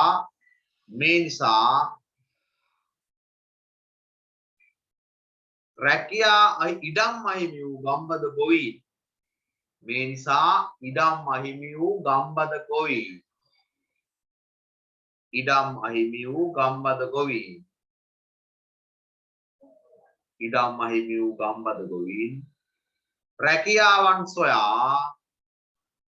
රැකියාවන් සොයා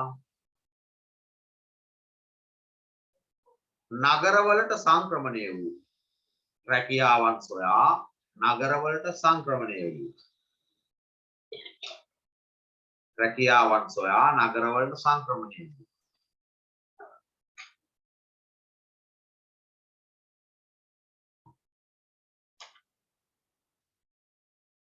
මේ නිසා බිහි වූ අතිරික්ත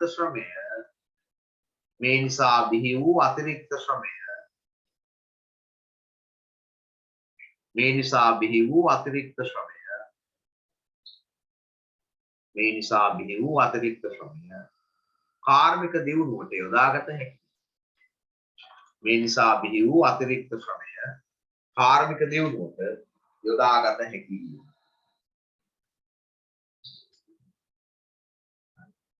අපි ඊළඟට කතා කරන්න බලාපොරොත්තු වෙන්නේ ඊළඟ මාතෘකාව ඊළඟට ගන්න ඔබ මෙන්න මේ ප්‍රශ්න පොත මේකේ තියෙනවා විභාග ඉලක්කගත විශිෂ්ට කරන ප්‍රශ්න. උත්තර පන්තිය කියන මෙන්න මේකේ තියෙනවා 10 ශ්‍රේණියේ වාර විභාග ඉලක්කගත ප්‍රශ්න. එක කොටස. ඔබ ගාව තියෙනවා මේකක් තියෙන්න ඕනේ. එක සහ 11 අපි කාර්මික විප්ලවය කරා. අපි දැන් 10 වසරට යම්. මොකද දැන් 11 ඉගෙන ගන්නකොට 10ත් අපිට ඉගෙන ගන්න සිද්ධ වෙනවා. මේක අපි පන්ති කාමරෙත් කරනවා ඔන්ලයින් කරනවා. ඒ සියල්ල අපි කරන්නේ පුතාලගේ ජයග්‍රහණයන් සඳහා ඒ සඳහා පුතාලා කටයුතු කරන්න. බලමු මේකේ පළවෙනි ප්‍රශ්නේ තියෙන්නේ දී ඇති සිටීම තුළ රාජධානි ව්‍යාප්ත වූ ආකාරය අපි එක ලබන සතියේට කල්ලාමු මේක. මෙන්න මේ වගුවක් තියෙනවා ඔබට දීලා. වගුවක් තියෙනවා දීලා. පාසනා නිර්මාණ වලට සම්බන්ධ රජවරු සහ රාජධානි නම් කරන්න කියලා. පාසනා නිර්මාණ වලට සම්බන්ධ රජවරු සහ රාජධානි නම් කරන්න කියලා තියෙනවා. මේකේ තූලාරාමය කියලා තියෙන එක තූපාරාමය කියලා අපිට හදාගන්න. තූපාරාමය කියලා. මම ඔබට විනාඩි 5ක් වගේ කාලයක් දෙන්නම් මේක හදන්න නේ. විනාඩි 5ක් වගේ කාලයක් දෙන්නම්. ඉතින් දැන් පැයකට ආසන්න කාලයක් ගිහිල්ලා තියෙනවා. විනාඩි 5ක් වගේ මම දෙන්නම්. කරන්න බලන්න. මම උත්තර ටික කියන්න.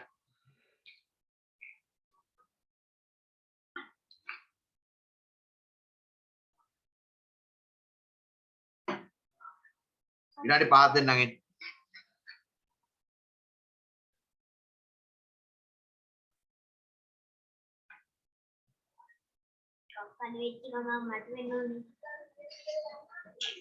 ලියන්න. යන්තු ගාන කෙනෙක් ගණන් ගන්න එපා. ඔව් චෑන්ස් ගානේ.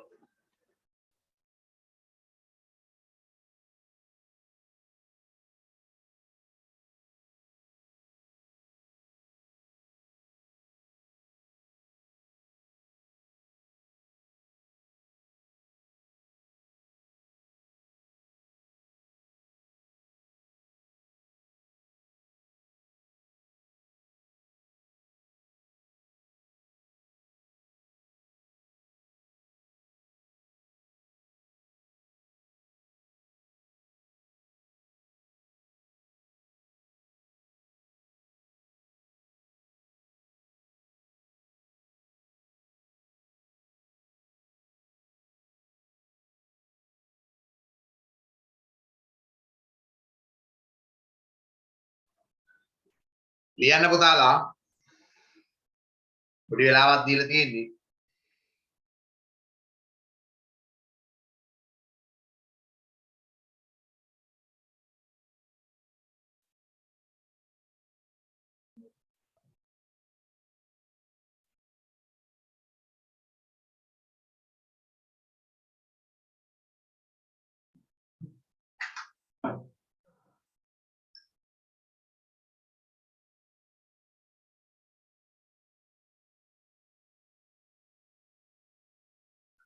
හරියට ලියන්න ඔබ දන්න කියන ඒවා තියෙන්නේ උතන.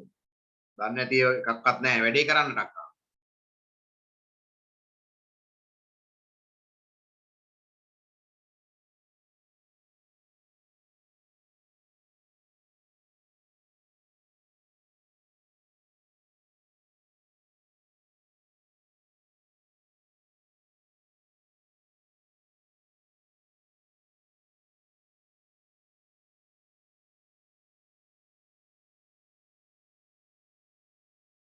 තව විනාඩි 2ක් 3ක් දෙන්නම්.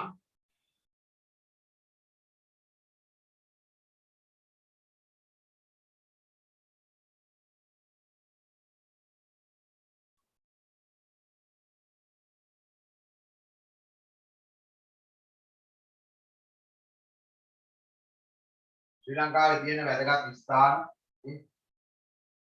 සහ රාජධානි ඒවා හදපු රජවරු පිළිබඳව තමයි අපි මෙතනදී මේ සාකච්ඡාවට භාජනය කරන්න බලාපොරොත්තු වෙන්නේ. ඒ නිසා ඒක හරියට ලියවෙන්න ඕන. මොකද ඕක තමයි අපි පරිශීලනය කරන්න වෙන්නේ ඉස්සරහට.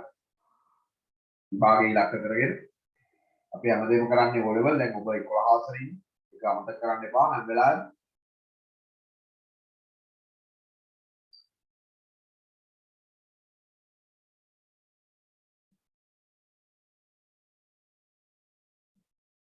ඔබම කල්පනා කරලා බලන්න ඔබට ඔන්ලයින් සහ ෆිසිකල් ක්ලාස් දෙකම කරන ගුරුවරු කී දෙනාද ඉන්නේ කියලා. නේ ගොඩක් වෙලාවට කරන්නේ ෆිසිකල් පටන් ගත්ත ගමන් ඔන්ලයින් එක අත්හැරලා දාන ප්‍රසරයට. නමුත් අපි එහෙම කරන්නේ නැහැ. ඒ ඔබට තව chance දෙනවා. ඒ නිසා මේක සදාකාලික ඔන්ලයින් ටී කියලා හිතන්නත් බෑ. සදාකාලික ෆිසිකල් ටී කියලා හිතන්නත් බෑ මේ දවස්වල තියෙන තත්ත්වය නේද? නමුත් අපි දැනට අපි මේ විදියට මේ දෙකම බැලන්ස් කරගෙන යමු. ඔබත් මානුෂීය වෙන්න. ඔබත් මානුෂීය වෙන්න අපි මානුෂීය වෙනවා වගේ ඔබත් හිතන්න මේක දිගටම කරන්න අමාරු වෙන නිසා ඒ නිසා ඔබත් මානුෂීය වෙන්න. ඔබත් ලැබික්මනින් සාමාන්‍ය පන්ති වලට එන්න උත්සාහ කරන්න. කියන පණිවිඩය දෙනවා. හරි. අපි බලමු. දැන් අපි බලමු එනම් උත්තර. මෙතන තූපාරාමය කියලා හදාගන්න කිව්වම. තූපාරාමය අයිති වෙන්නේ පුතේ අනුරාධපුර රාජධානියට. ඒකට මේක හැදුවේ දේවානම්පිය තිස්සරයි. ඔබට මේ මම දීලා ඇති සීලුම දෙනා ගාලා ඇති පින්තූර පොතක්. මේ අර සෙමින එකේ කරා මේ ගෙදරට මේක ආවා. ඒව නැති අය මට මැසේජ් එකක් දාන්න මේ අනේ පණිවිඩය දෙන්න ඕන. ඒ නැති අය පළවෙනි පාඩම් පහට අදාළ නිබන්ධන සෙට් එක නැති අය මට මැසේජ් එකක් දාන්න. ඔබට එතකොට මේ නිබන්ධන ටික දෙන්නම් මම. දෙන්නම් කියන්නේ මේ නිකන් දෙන්නේ නැහැ. නිකන් දුන්නාම මේ කිසිම වටිනාකමක් නැහැ. ඒ නිබන්ධන ටික සහ පන්ති ටික ඔබට දෙන්න පුළුවන්. ඒ නැති අය මට මැසේජ් එකක් දාන්න. අපිට ඒ ටික නැහැ. අලුතෙන් ජොයින් වෙච්ච කට්ටිය ඒ chance එක දෙන්නේ. මොකද ඒ ටික මම කරන්නේ නැහැ නැවත. අර කරපු විදියට. ඒ පන්ති ටික වෙන පන්ති 6ක් තියෙනවා. ඔබට දෙන්න. ඒ නිබන්ධන සෙට් එකක් තියෙනවා. මම හිතන්නේ අපි මාස එකමාරක් කරා ඒ සම්මන්ත්‍රණ මාලාව. 1000ක් වගේ මුදලක් අරගෙන ඔබේ නිබන්ධන 6ක් අපි කරා. ටියුට් සෙට් එකක් කරා. ඉතින් ඔබලාගේ ඒක නැත්තම් ඒක ලොකු ගැටලුවක්. මොකද ඉස්සරහට ඒක ගොඩක් අවශ්‍ය වෙනවා. ඒ නිසා පොඩක් ඒ නැති අය පොඩ්ඩක් මට කියන්න. ඒකෝර ඔබට අවශ්‍ය නම් මට ඒක දෙන්න පුළුවන්. බල කරන්නේ නැහැ. අවශ්‍ය නම් දෙන්න පුළුවන්. නමුත් මේ පාඩම් ටික ඉවර කරලා අපි ආපහු යන්නේ පළවෙනි පාඩම. දෙවෙනි පාඩම, තුන්වෙනි පාඩමට. හතරවෙනි පාඩම, පස්වෙනි පාඩම. එතකොට ඔබ ගාවේ ටියුට් සෙට් එක තියෙන්න ඕන. ඒ නැති අයට එතකොට ඒක ගන්න වෙනවා. ඒක අර කැවිල එනවා. ඒක නොගෙන ඉන්න බෑ. මොකද ඒක සාධාරණයක් කරා ළමයි. ඒක ගත්තු අයට අපි ෆ්‍රී දුන්නා මාසයක්. දැන් ඉස්සරහට ගන්න අයට ෆ්‍රී දෙන්නේ නැහැ මාසයක්. ඒක ඉවරයි. ඒ නිසා ඔය ගියත් ඉස්සෙල්ලා යන කියලා කියනෝනේ නේ. ඒ නිසා ඒවත් පොඩ්ඩක් ඔළුවට දාගන්න. රුවන්වැලි මහසෑය රාජධානිය අනුරාධපුරය රජතුමා දුටු ගැමුණු. ඊළඟට අබේගිරිය රාජධානිය අනුරාධපුරය ඇදුවේ වලගම්බා. වලගම්බා රජතුමා හඳුන්වපු තව නමක් තිබුණා. ඒක පොඩ්ඩක් ලියා ගන්න ඉස්සරහින්. වට්ටගාමිනී අබේ. වලගම්බා රජතුමා හඳුන්වපු තව නමක් තිබුණේ වට්ටගාමිනී අබේ කියන්නේ වලගම්බා රජු. වලගම්බා රජු හඳුන්වපු අනිත් නම තමයි වට්ටගාමිනී අබේ. ඒක ලියා ගන්න. තොර රාජධානිය අනුරාධපුරය. ජේතවනාරාමය රාජධානිය අනුරාධපුරය. ජේතවනාරාමය හැදුවේ මහසෙන් රජුගේ. ජේතවනාරාමයේ අබේගිරිය දෙකම එක වගේ. එහි වෙනස තමයි අබේගිරිය කොත් කරලා තියෙනවා. ජේතවනාරාමයේ කොත් කරලා කැඩිලා තියෙන්නේ. මේක මම කියනවා. ජේතවනාරාමයේ විශේෂ වෙන්නේ බුදුන් වහන්සේගේ පටි ධාතුව තැන්පත් කළ නිසා පමණක් නෙවෙයි. අඩි 400ක් උස මේ දැවැන්ති ස්තූපය ලෝකයේ විශාලතම ගඩොල් ස්තූපය විදිහට ඉතිහාසගත වෙනවා. අදටත් ලෝකයේ විශාලතම ආගමික සිද්ධාස්ථාන 10 අතරේ 6 වෙනි ස්ථානයේ පසු වෙන්නේ ශ්‍රී ලංකාවේ මහසෙන් රජතුමා කරපු අනුරාධපුර රාජධානියේ තියෙන මේ දැවැන්ත ජේතවනාරාමය. ඒකට මේක මහසෙන් රජතුමා රාජධානිය අනුරාධපුරේ. ලෝවා මහපාය අනුරාධපුර යුගයට අයිති අනුරාධපුර රාජධානියේ දුටුගැ රජතුමා භික්ෂුන් වහන්සේලා වෙනුවෙන් හදපු කටු 9ක දැවැන්ත ගොඩනැගිල්ල. පස්සේ මේ විනාශ වුණා. ඊට පස්සේ 7කට හැදුවා සදාතිස්ස රජතුමා. පස්සේ ආපහු තට්ටු 5කට හදලා තිබුණා. මේ හද වෙනකොට ගල්කණු ටික විතරයි ඒතුළේ තියෙන්නේ. ඒතකොට මේ හැදුවේ භික්ෂුන් වහන්සේලා වෙනුවෙන් අනුරාධපුරයේ රජකම් කරපු දුටුගැමුණු රජතුමා. ඊළඟට රංකොත්වේර රාජධානිය පොළොන්නරුව හැදුවේ නිශ්ශංක මල්ල. රංකොත්වේර රාජධානිය පොළොන්නරුව හැදුවේ නිශ්ශංක මල්ල. ඊළඟ අවුකඩ පිළිමය අනුරාධපුර යුගයට අයිති ධාතුසේන රජතුමා තමයි හැදුවේ. අනුරාධපුරය ධාතුසේන. ඊළඟ කුට්ටම්පකුඩ හැදුවා පුතාලා දන්නවා පළවන අග්ගබෝධි රජතුමා තමයි හැදුවේ. කුට්ටම්පකුඩ පළවන අග්ගබෝධි රාජධානිය අනුරාධපුරය. පළවන අග්බෝ කියලා කියනවා. අග්බෝ නෙවෙයි. පළවන අග්බෝ කියලා කියනවා. මේ දෙකම එකක්. අනුරාධපුරේ රාජධානිය. කුට්ටම් පොකුණ. නෙළුම් පොකුණ ඊළඟ එක. නෙළුම් පොකුණ නිර්මාණය කරේ මහා පරාක්‍රම බවතුමා. මහා පරාක්‍රම බව එහෙම නැත්නම් පළවෙනි පරාක්‍රම බව. රාජධානිය කොළඹ. නෙළුම් පොකුණ රඟහල නෙවෙයි නෙළුම් පොකුණ රඟහල කොළඹ තියෙන. නෙළුම් පොකුණ පොළොන්නරුවේ තියෙන ඒ පොකුණ හැදුවේ මහා පරාක්‍රම බව. ඊළඟට දෙනවා පුතේ ඇත් පොකුණ. අනුරාධපුරයේ තියෙන විශාලතම පොකුණ තමයි ඇත් පොකුණ. අනුරාධපුර රාජධානියේ තියෙන විශාලතම පොකුණ විදිහට ඉතිහාසගත වෙන්නේ ඇත් පොකුණ. රාජධානිය අනුරාධපුරයේ මේක හැදුවේ පළවන අග්බෝධ. පොතේ ලියලා තියෙනවා. පළවන අග්බෝධ රත්න හදුවා කියන තමයි මතයක් තියෙන්නේ.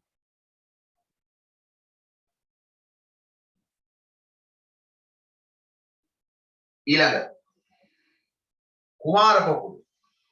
කුමාර පොකුණ මේකත් පොළොන්නරු රාජධානියේ තියෙන. මේ ඔක්කොම තියෙනවා මේ අර පින්තූර පොතේ තියෙන ඔබ පෙරලලා බලන්න. මේ ලිස්ට් එක අරගෙන මේ පොතත් අරගෙන පෙරලලා බලන්න සියල්ල ඒ විදිහටම තියෙනවා. දෙන්න ඕනේම උඩරින් එන්නවම දීලා තියෙනවා. මේ පොත් ටික තියෙන අයට මම ඒකයි කිව්ව පොත් නැති අය මට කරුණාකරලා කියන්න. මම ලැබෙන සවස්සන්න. කුමාර පොකුණ පොළොන්නරුව පළවෙනි පරාක්‍රම බව. කුමාර පොකුණ පොළොන්නරුව පළවෙනි පරාක්‍රම බව. ඊළඟ රන්මසු වෙනේ තියෙන පොකුණු ටික හැදුවේ දේවානම්පියතිස්ස රාජධානිය අනුරාධපුරය. රන්මසු වෙනේ තියෙන පොකුණු ටික හැදුවේ දේවානම්පියතිස්ස රාජධානිය අනුරාධපුරය. මෙතන මේ නිශ්ශංක රාජසභා මණ්ඩපයයි නිශ්ශංක ලතා මණ්ඩපයයි. නිශ්ශංක රාජසභා මණ්ඩපයයි නිශ්ශංක ලතා මණ්ඩපයයි දෙකම හැදුවේ එක්කෙනෙක්. නිශ්ශංක ලතා මණ්ඩපය සහ නිශ්ශංක රාජසභා මණ්ඩපය දෙකම හැදුවේ එක්කෙනෙක්. ඒ නිශ්ශංක මල්ල රජතුමා. අයිති වෙන්නේ එකම රාජධානියකට. ඒ රාජධානිය තමයි පොළොන්නරුව. නිශ්ශංක ඒක නමම තියෙනවනේ නිශ්ශංක රාජසභා මණ්ඩපය නිශ්ශංක ලතා මණ්ඩපය. මේ දෙකමයි තියෙන්නේ පොළොන්නරුවට. ඇදුවේ නිශ්ශංක මල්ල රජතුමා. ඊළඟ දෙන පොළොන්නරු වටදාගය. පොළොන්නරු වටදාගය පොළොන්නරුවේ තියෙන්නේ. ඇදුවේ නිශ්ශංක මල්ල රජතුමා.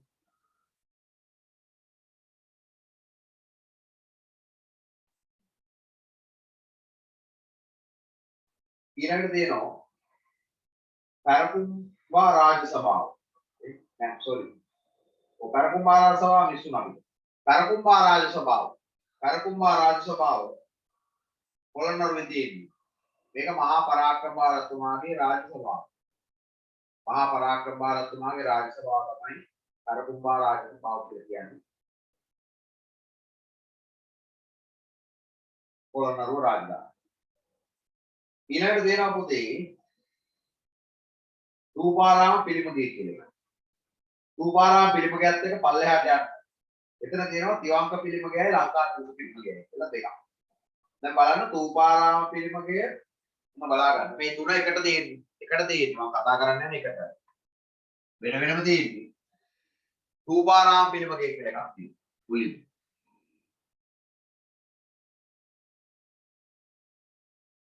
ඊළඟට දෙනවා තිවංක පිළිමගය. ඊළඟට දෙනවා ලංකාදලක පිළිමගය.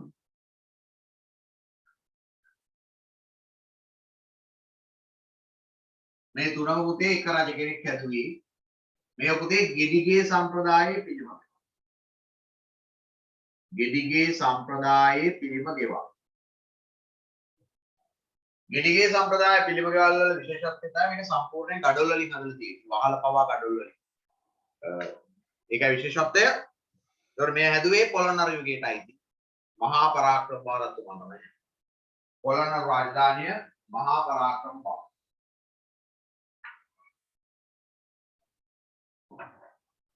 පොළොන්නරු රාජධානිය මහා පරාක්‍රම රජතුමා තමයි හැදුවේ.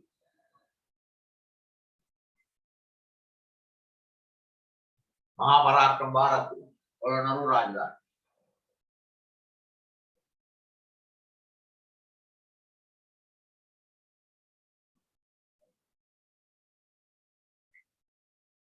ඊළඟට යන් අපි රූපාරාම පිළිමගෙන් පස්සේ ගල්පොත ශිලාලිපි. ලංකාවේ විශාලතම සෙල් ලිපිය, දීර්ඝතම සෙල් ලිපිය නිශාංක මල්ලරත්තුමා තමයි ගල්පොත ශිලාලිපිය හැදුවේ. රාජධානිය පොළොන්නරුව. රාජධානිය පොළොන්නරුව. ඊළඟට දෙන පොතේ 60 දාගය. 60 දාගයේ දළදා මාලිගාවයි දෙකම එකට තියෙනවා. බලන්න 60 දාගය තියෙනවා 60 දාගයට පල්ලෙහායි දළදා මාලිගාව. එතකොට දළදා මාලිගාව කියලා කියන්නේ මහනුවර දළදා මාලිගාව කියන්නේ දළදා වහන්සේ බුදුන් වහන්සේගේ නේ වාමශ්‍රී දන්ත ධාතුව තැන්පත් කරලා තියෙන ගොඩනැගිලි. නමුත් දැන් අනුරාධපුර පොළොන්නරුව වල දළදා මාලිගාව කියලා හැඳින්වුවේ නෑ. දැන් පොළොන්නරුවේ විශේෂයෙන්ම හැඳින්වුවේ නෑ දළදා මාලිගාව. පොළොන්නරුවේ හඳුන්වලා තියෙන්නේ 60 දාගය කියලා. එතකොට 60 දාගය කියලා කියන දළදා වහන්සේ තැන්පත් කරපු ගොඩනැගිල්ල. එතකොට මෙය තියෙන්නේ පොළොන්නරුව. රාජධානිය පොළොන්නරුව. රජතුමා තමයි පළවන විජේබාහු. පළවන විජේබාහු තමයි රජතුමා. පළවන විජේබාහු රජතුමා.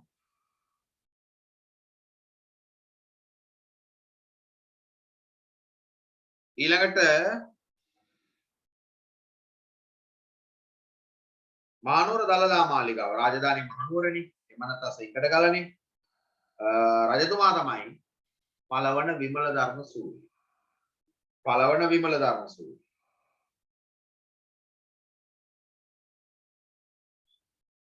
ඊළඟට තියෙනවා වෛජන්ත ප්‍රාසාද. වෛජන්ත ප්‍රාසාද. වෛජන්ත මෙහෙම තමයි නිවැරදිව ලියන්නේ. වෛජන්ත ප්‍රාසාද. මේක පුතේ පරාක්‍රමබාහු රජමාලිගය. පළවෙනි පරාක්‍රම එකක් තියාගන්න. පළවෙනි පරාක්‍රමබාහු රජමාලිගය තමයි පළවන පරාක්‍රමබාහු රජතුමාගේ රජමාලිගාව තමයි වෛජන්ත ප්‍රාසාදය කියලා හඳුන්වන්නේ.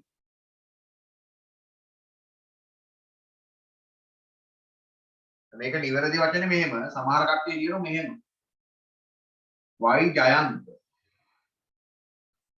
වෛජයන්ත ප්‍රාසාද. මේක වැරදි. ජයන්ත මෙයයි හොය හොය තමයි ඉන්න වෙන්නේ ඊට පස්සේ. වෛජන්ත. හරිනේ? මේ මතක තියාගන්න. හරි. මේක වැරදි. අයියෝ ජයන්ත තමයි. වෛජන්ත ප්‍රාසාදය රාජධානිය පොළොන්නරුව හැදුවේ පළවෙනි පරාක්‍රමබාහු. ඊළඟට දෙනවා තිවංක පිළිමයේ ලංකාතිලක පිළිමය අපි කතා කරා. ලංකාතිලක විහාරය කියලා එකක් තියෙනවා. ඔන්න මේමයි වෙනස පොඩ්ඩක් බලන්න අර පින්තූර පොත අරගෙන. පින්තූර මම දාලා ඇති. ලංකාතිලක පිළිමයේ තියෙන මොන වගේද? ලංකාතිලක විහාරය මොන වගේද? දෙක සම්පූර්ණයෙන් වෙනස්. ලංකාතිලක විහාරයේ තියෙන පුතේ ගම්පොළ. රාජධානී ගම්පොළ. ලංකාතිලක විහාරයේ තියෙන ගම්පොළ. ඒක හැදුවේ හතරවන බුවනෙක බාහු. හතරවන බුවනෙක බාහු හැදුවේ. ගම්පොළ යුගයට අයිති වෙන්නේ. හතරවන බුවනෙක බාහු රජතුමා තමයි හැදුවේ ගම්පොළ යුගයට අයිති වෙන්නේ. ඊළඟට දෙනවා කලාවැව. කලාවැව හැදුවේ ධාතුසේනනේ. ධාතුසේන රජතුමා තමයි හැදුවේ. එතකොට රාජධානිය අනුරාධපුර. බසවක්කුළම වැව නේ දැන් ඉස්සර හැදින්නුනේ අබය වැව කියලා. එතකොට මේක තියෙන්නේ අනුරාධපුරේ හැදුවේ මේ හැදුවේ පණ්ඩුකාභය. හරි. පණ්ඩුකාභය රජතුමා තමයි හැදුවේ බසවක්කුළම වැව. රාජධානිය අනුරාධපුර. තිසා වැව ඊළඟට. තිසා වැවේ ඉතිහාස කතාව කියනවා නම් පණ්ඩුකාභය රජතුමා වැව තුනක් හැදුවා. ගාමිණී වැව, ජය වැව, අබය වැව. අබය වැව තමයි බසවක්කුළම. එතකොට මේ ජය වැව කුඩා වැවක්. භික්ෂුන් වහන්සේලාට පැන් ලබා ගන්න හදපු වැවක්. මේ ජය වැව පසු කාලයේ විනාශ වෙමින් පවතිනකොට දේවානම්පියතිස්ස රජතුමා මේ වැව සම්පූර්ණයෙන්ම විනාශ කියන්නේ කඩලා දාලා අලුතෙන් හැදුවා. ලොකු වැවක් විදියට. පණ්ඩුකාභය රජතුමා හදපු ජය වැව දේවානම්පියතිස්ස රජතුමා ලොකු වැවක් කරා. ඒ වැව තමයි අද හඳුන්වන්නේ තිසා වැව. ඒකට දැන් ජය වැව නැහැ. හරි තිසා වැව තියෙනවා. තිසා වැව රාජධානිය අනුරාධපුරය. තිසා වැවේ රාජධානිය අනුරාධපුරය හැදුවේ දේවානම්පියතිස්ස.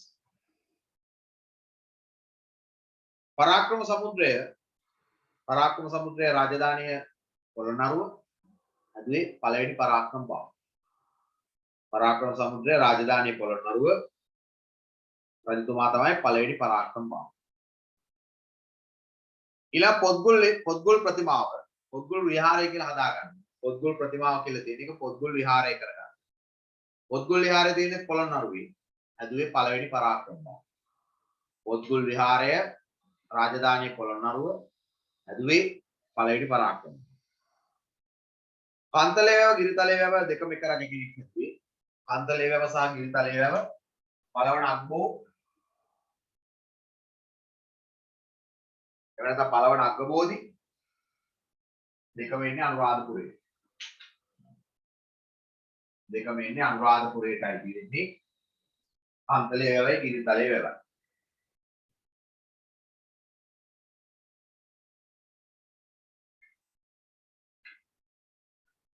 කන්තලේ වැව සහ ගිරිතලේ වැව අනුරාධපුරය පළවන අග්ගබෝධි. මින්නේරිය වැව හැදුවේ මහසෙන් රජතුමා. රාජධානිය අනුරාධපුරය යුගයට අයිති වෙන්නේ මහසෙන් රජතුමා. ඇම්බැක්ක දේවාලය. ගොඩක් අය හිතන් ඉන්න ගොඩක් අය කියනෝ මහනුවර කියලානේ. මම හිතන්නේ මහනුවර යනකොට සෙන්කඩගල යනකොට අපි යනවා ඇම්බැක්ක බලන්න. ඉතින් අපි හිතනවා මේක මහනුවර කියලා නෑ. මේක අයිති වෙන්නේ ගම්පොළ. ගම්පොළ යුගයට අයිති වෙන්නේ තුන්වන වික්‍රමබාහු රජතුමා තමයි. තුන්වන වික්‍රමබාහු රජතුමා තමයි හැදුවේ මෙන්න මේ ස්ථානය. ලංකාවේ දී කැටයම් වලට වඩාත් ප්‍රසිද්ධ ස්ථානයක්, ලෝක ප්‍රසිද්ධ ස්ථානයක්. ඊළඟට ගල් විහාරය. ගල් විහාරය හඳුන්වන තව නමක් තියෙනවා. ඒකත් තියාගන්න. උත්තරාරාම. ගල් විහාරය හඳුන්වන අනිත් නම තමයි උත්තරාරාම. ගල් විහාරය හඳුන්වන අනිත් නම උත්තරාරාම. ඒක ඇදුවේ මහා පරාක්‍රම බාහු.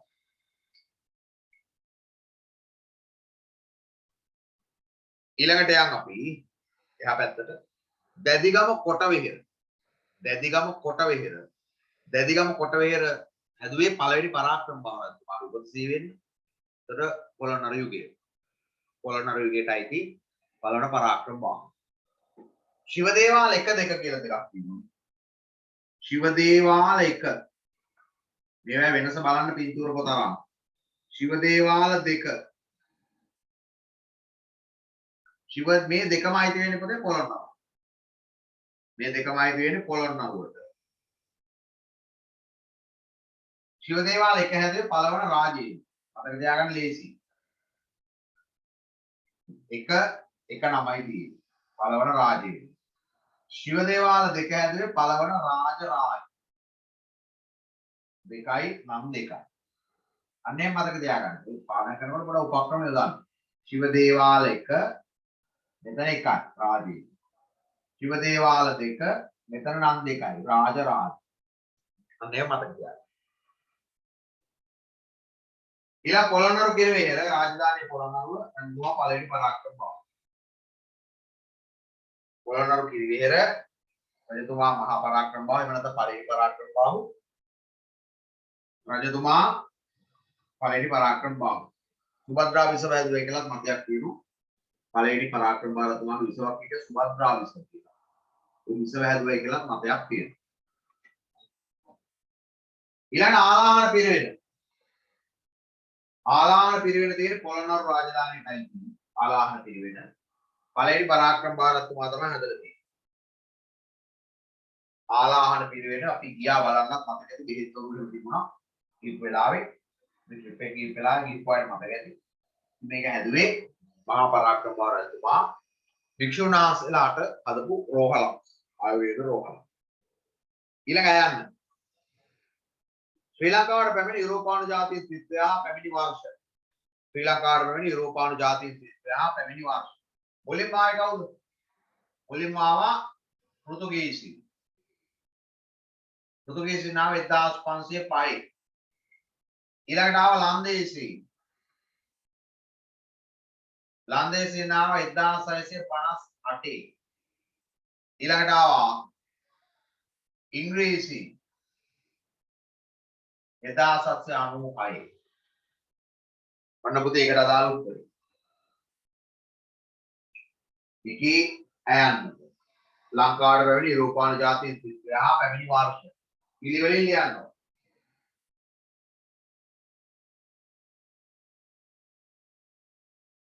ඊළඟ ඇයන්න ලංකාව පාලනය කළ ජනාධිපතිවරු පිළිවෙලින් නම් කරන්න කියලා.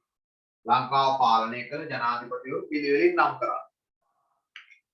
ලංකාව පාලනය කළ ජනාධිපතිවරු දැන් පිළිවෙලින් නම් කරන්න ගියොත් නාමික ජනාධිපතිවරු එක්කෙනෙක්. එයා තමයි විලියම් ගෝපාල්. මෙයා තමයි නාමික ජනාධිපති. එකම නාමික ජනාධිපති. මෙතෙන් සිට අපි කතා කරන්නේ විධායක ජනාධිපති. විධායක ජනාධිපතිවරු තමයි දැන් ඉන්නේ. එතකොට පළවෙනි එක තමයි ජේ.ආර්. ජයවර්ධන.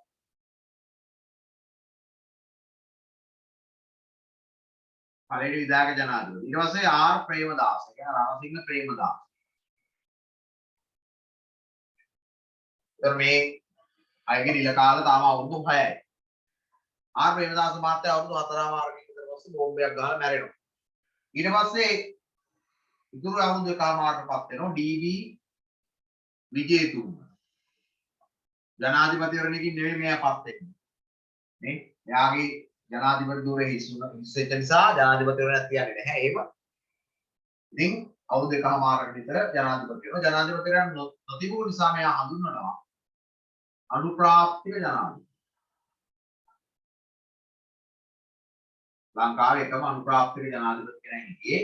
මොකද එකම ජනාධිපති කෙනෙක් මැරුණේ ඊට කාලයට පෙර තමයි ආර්. ප්‍රේමදාස ඒකටපත් වුණේ අගමැති.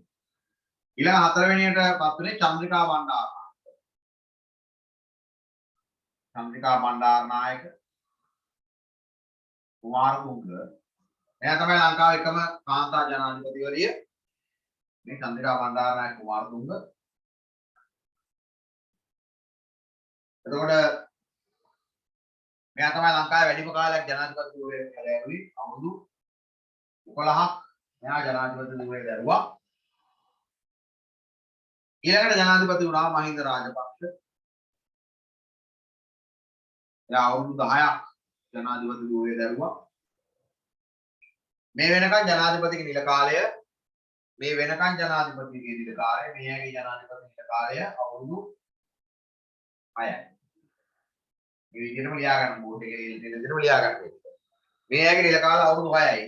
ඊට පස්සේ බලයටපත් වෙච්ච මෛත්‍රීපාල සිරිසේන ජනාධිපතිවරයා පළවෙනියට ජනාධිපතිගේ නිල කාලය අඩු කරා. ජනාධිපතිගේ නිල කාලය අඩු කරා අවුරුදු 5 දක්වා. එතකොට දැන් ඉන්න ගෝඨාභය රාජපක්ෂ ජනාධිපතිවරයාගේ නිල කාලය අවුරුදු 5. ඔය ටික ඔන්න විදිහටම ලියා ගන්න.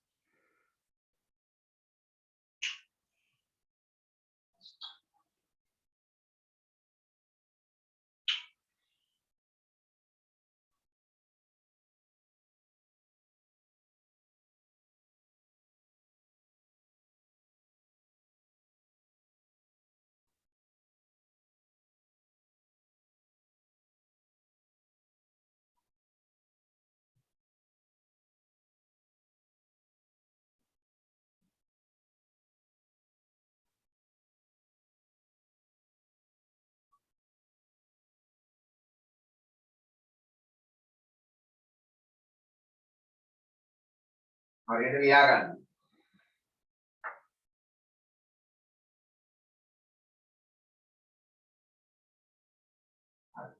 YouTube වල තියෙන chance එක තමයි මේක අසින් බලන්න පුළුවන් නවත්තලා ලියා ගන්න පුළුවන්. ඉතින් මේක මම ලියනකොට ඔබ ලියා ගන්න.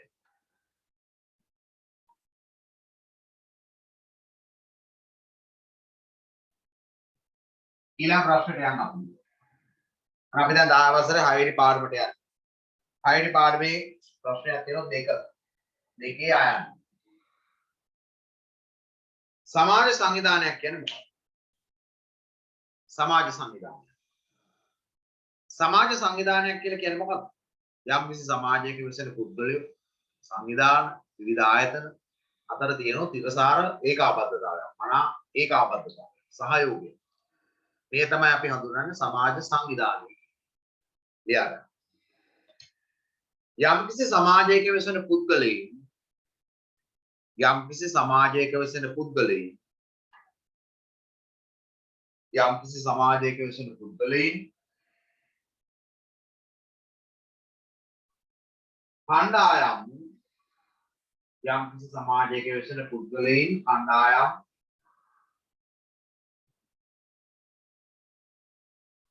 සහ සංවිධාන අතර යම්කිසි සමාජයක වෙසෙන පුද්ගලයන් කණ්ඩායම් සහ සංවිධාන අතර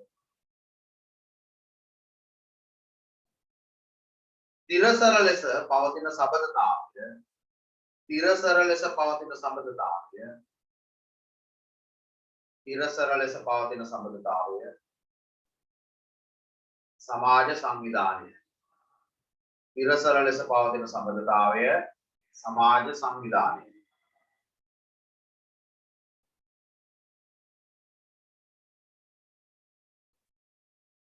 ඊළඟ යනවා දෙකේ ආයන්නට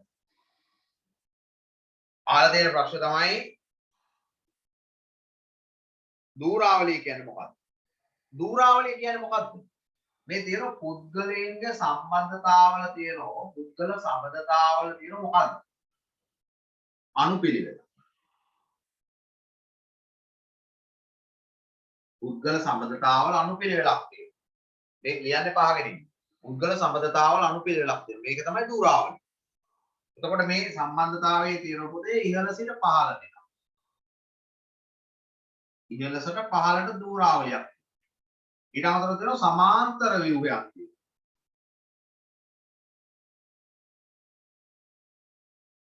බලතල ඉහළ සිට පහළට ගලා යන දූරාවලියක්. බලතල එක හා සමාන මට්ටමක තියෙන ඒවා තියෙනවා.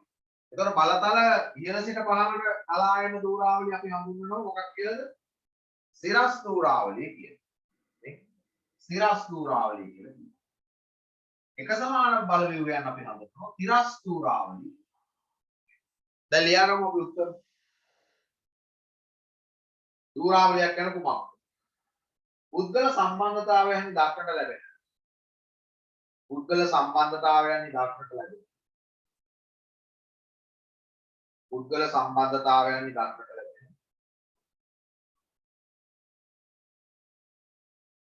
පුද්ගල සම්බන්ධතාවයන් දක්නට ලැබෙන අනුපිළිවෙල දූරාවලියයි. පුද්ගල සම්බන්ධතාවයන් දක්නට ලැබෙන අනුපිළිවෙල දූරාවලියයි. පුද්ගල සම්බන්ධතාවයන් දක්නට ලැබෙන අනුපිළිවෙල දූරාවලිය.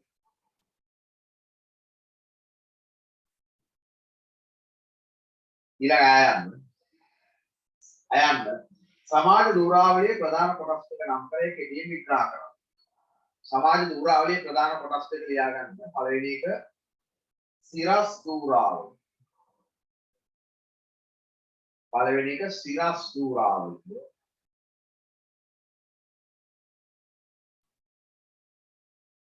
ඊළඟ එක තිරස් දූරාවලිය.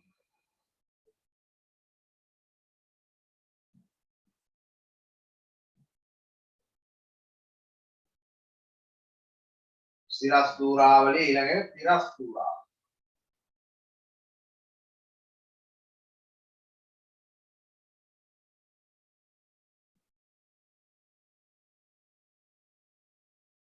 සිරස් දූරාවලිය ඊළඟ එක තිරස් දූරාවලිය.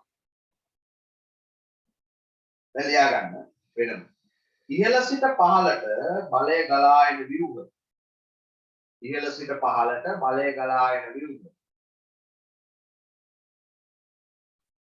ඉහළ සිට පහළට බලය ගලා එන විරුහ. ඉහළ සිට පහළට බලය ගලා එන විරුහ. සිරස් දූරාවලියයි.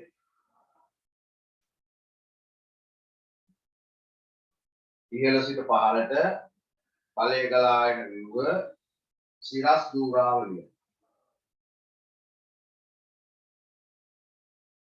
දැන් පාසලක් ගත්තොත් මේ විදුහල්පති නියෝජිත විදුහල්පති මේ සෙක්ටර් පාර ගුරු ගුරුවරයෙක් පන්ති විෂය නායකයා මේ පන්ති නායකයා ඔහොම යනවනේ. උදාහරණ කියලා අරකේ ඉහළ සිට පහළට බලය ගලාගෙන දිවුව සිනස් දූරාවලිය උදාහරණ කියලා දාගන්න. රජු සමන්දලියා කරන රජු භික්ෂුන් වහන්සේලා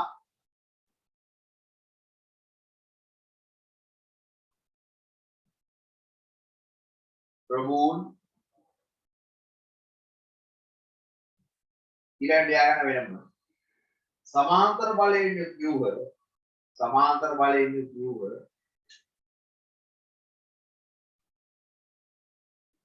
සමාන්තර බලයෙන් යුත් ව්‍යුහ තිරස් දූරාවලිය සමාන්තර බලයෙන් යුත් ව්‍යුහ තිරස් දූරාවලිය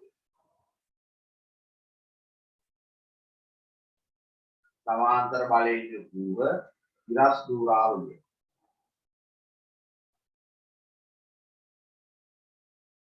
සමාන්තර බලයෙන් යුත් ව්‍යුහ තිරස් දූරාවලිය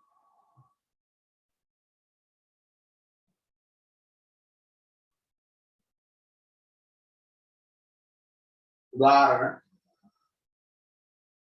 ඇමතිවරු සේනාපතිවරු භාණ්ඩාගාරිකවරු ඇමතිවරු සේනාපතිවරු භාණ්ඩාගාරික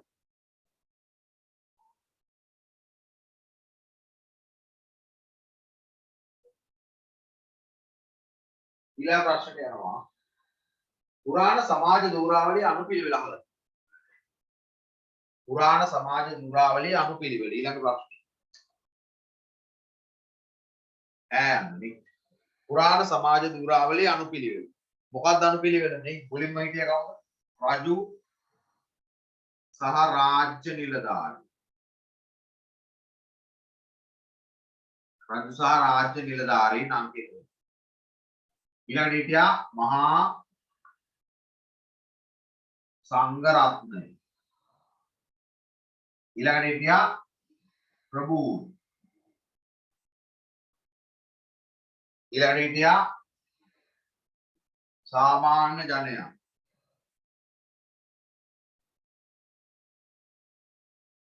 මේ අය හඳුන්වන්නේ කුඩීන් කියලානේ ඊළඟට හිටියා දාසයි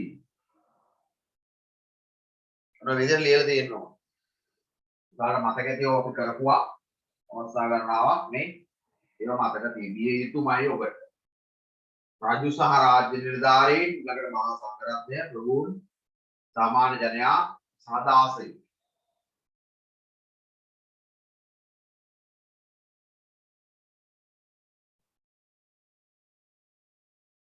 ඊළඟට කියන්න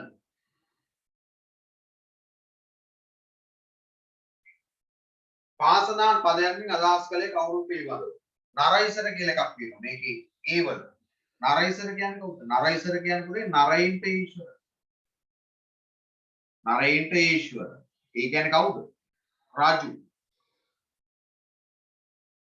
ඊළඟට බී වල තියෙනවා රත්කොල් සම්දරු මේ රත්කොල් කියන එක රදල කියන වචනේ භාවිතා වෙනවා නමුත් මේකේ තේරුම රාජකුල ස්වාමි දරු ඒ කියන්නේ රාජ්‍ය නිලධාර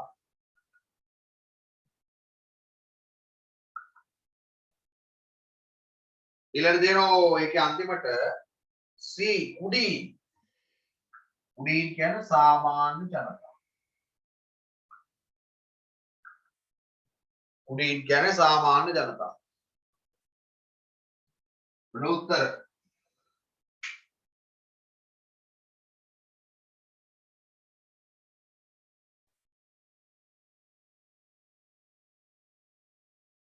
ලියා ගන්න කතා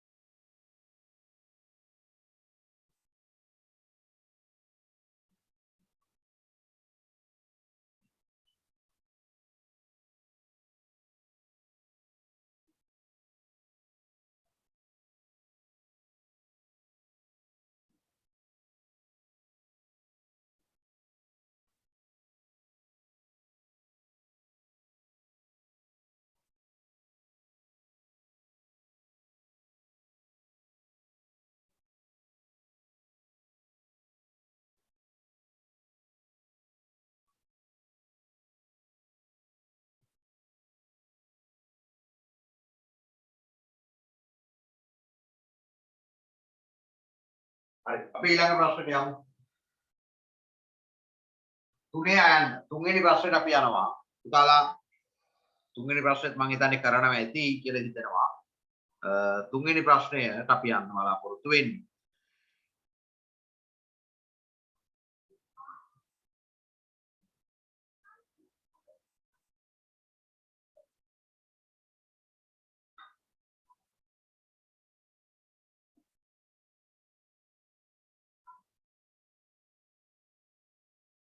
හරි. දැන් අපි ඊළඟ ප්‍රශ්නට යමු.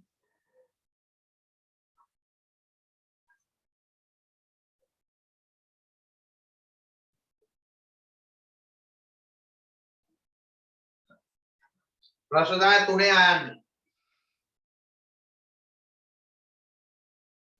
සමාජ දූරාවලී ප්‍රභූන් ලෙස හැඳින්වුවේ කවුද? සමාජ දූරාවලිය අපි ප්‍රභූන් කියලා හැඳින්වන්නේ කවුද කියලා අහන්නේ. කවුද? ධනවත් වෙළඳ ප්‍රධානී. ධනවත් වෙළඳ ප්‍රධානී. මේ උත්තර ලියන්න. නාවික කටයුතු වල නිරත වූ මතක් කරගන්න උත්තර.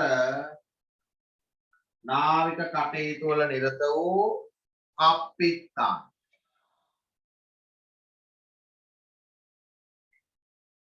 වෛද්‍යවරු,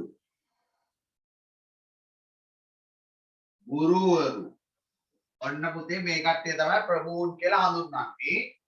මෙතන ලියා ගන්න ඕන තව එකක් තියෙනවා. මොවුන් කිසි දිනක සත්ත්ව පාලනය සහ ගොවිතැන් කටයුතු වල නිරත නොවුණයි කියලා ලියා ගන්න. සත්ත්ව පාලනයේ සහ ගොවිතැන් කටයුතු වල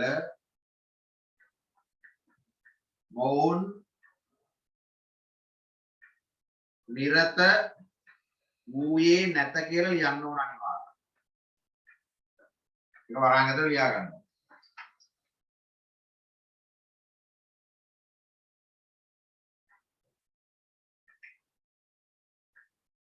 ඊළඟ ප්‍රශ්නේ. කුඩීන් යටතට කුඩීන් කියන්නේ සාමාන්‍ය මිනිස්සුනේ. කවුද සාමාන්‍ය අය? සාමාන්‍ය අය තමයි ගොවීන්. එතකොට එඩේරවරු. වළංසාලන්නන්. කම්මල්කරුවන්. එතකොට දීවරයි මැණික් කපන්නා.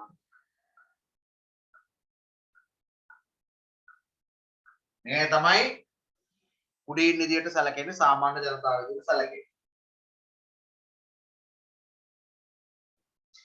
හරියට ලියා ගන්න උත්තර අවබෝධ කරගන්න ඔබ ගෙදර ඉඳන් ඉගෙන ගත්තා. මේ ඔන්ලයින් හිටියත් පන්ති කාමරේ ඉගෙන ගත්තා. මේ සියල්ල හරියට ඉගෙන ගන්න ඕන. ඔබ උත්සාහ කරන මම හැමදාම කියන්නේ උත්සාහ කරන පන්තියට එන්න. ඔබේ යහළුවෝ ඔබේ හිතවතුන් පන්තියට එනවා. ඒ අයට එන්න පුළුවන් නම් ඔබට ඇයි බැරි කියන කාරණාවත් අපිට සිහි කැඳ වෙනවා. ඔබ ඔන්ලයින් විතරක් ඉන්නකොට ඒවත් හිතනවා. ඒ නිසා එන්න පුළුවන්. පරිස්සමෙන් එන්න. ඔබ පාසල් යනවා නම් පන්තියට එන්න කිසි ගැටලුවක් නැහැ. ඔබට බය නම් ඔබට වෙනම ඩිස් එකක් වුණත් දෙන්න. ප්‍රශ්නයක් නැහැ. ඊළඟ අයන්න පාදසනාන් පදයන්ගේ අර්ථ කෙටියෙන් විග්‍රහ කරන්න කියලා තියෙනවා. අන්වයාත දාස කියන්නේ කවුද? අන්වයාත දාස කියන්නේ පාරම්පරික දාස. අන්වයාත දාස කියන්නේ පාරම්පරික දාසයින්. පරම්පරාවේ තාත්ත දාසය නම් පුතත් දාස. ඊළඟට තියෙනවා ධනක්කීත දාස. ධනක්කීත දාස කියන්නේ මුදලට ලබා ගන්නා දාස. මුදලට ලබා ගන්නා දාසය. ඒ කියන්නේ යා අපි හිතමු යම් කිසි සේවාවක් ලබා ගත්තොත් එයාට දෙන්න වෙන වැටුපක්. ආන්න ඒක තමයි අපි හඳුන්වන්නේ ධනක්කීත දාස කියලා.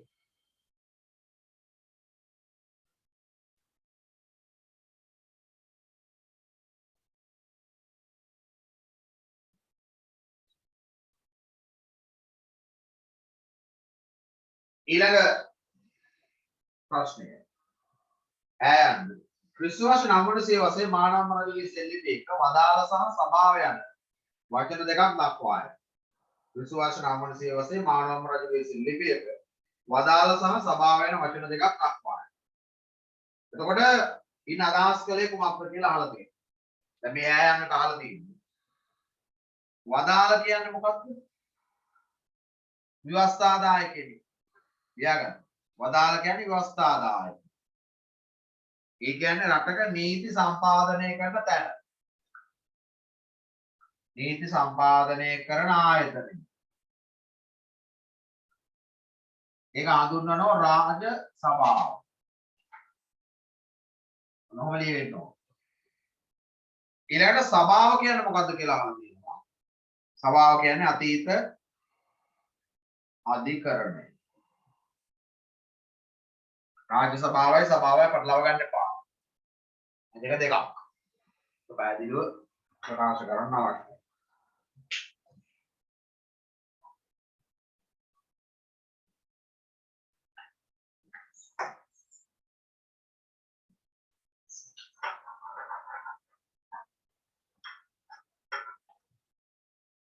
වදාළ කියන්නේ ව්‍යවස්ථාදායකය මම නැත්නම් සම්පාදනය කරන ආයතනයේ රාජ්‍ය සභාව.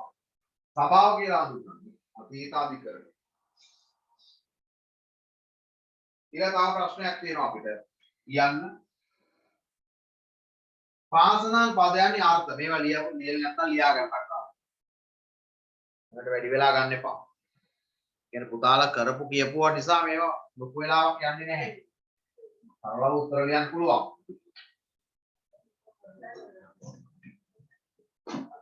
ඊළඟ යන්න මම උඩ ටික මකනවා.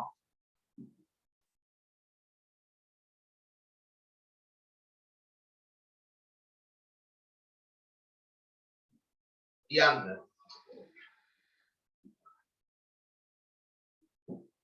කියන්නේ ආලා දෙනවා මේ ඒ දකපති. දකපති කියන්නේ මොකක්ද? වැව්වල ජලය පරිහරණය කරන්නන්ගෙන් අය කළ බද්ද. වැව්වල ජලය පරිහරණය කරන්නන්ගෙන් අය කළ බද්ද තමයි දකපති.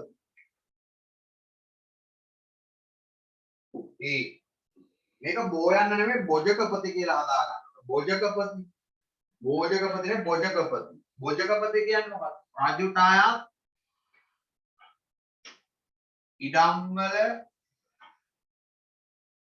වගා කිරීම සම්බන්ධව අය කළ බද්ද. රජුට අයත් ඉඩම් වල වගා කිරීම සම්බන්ධව අය කළ බද්ද තමයි බොජකපති කියන්නේ. බෝජකපති නෙවෙයි බොජකපති. ඊළඟට දෙනවා පොතේ මතර මජිපත. මාත්‍රික මත්ස්‍ය භාගය. මොකක්ද? ඇල මාර්ගවල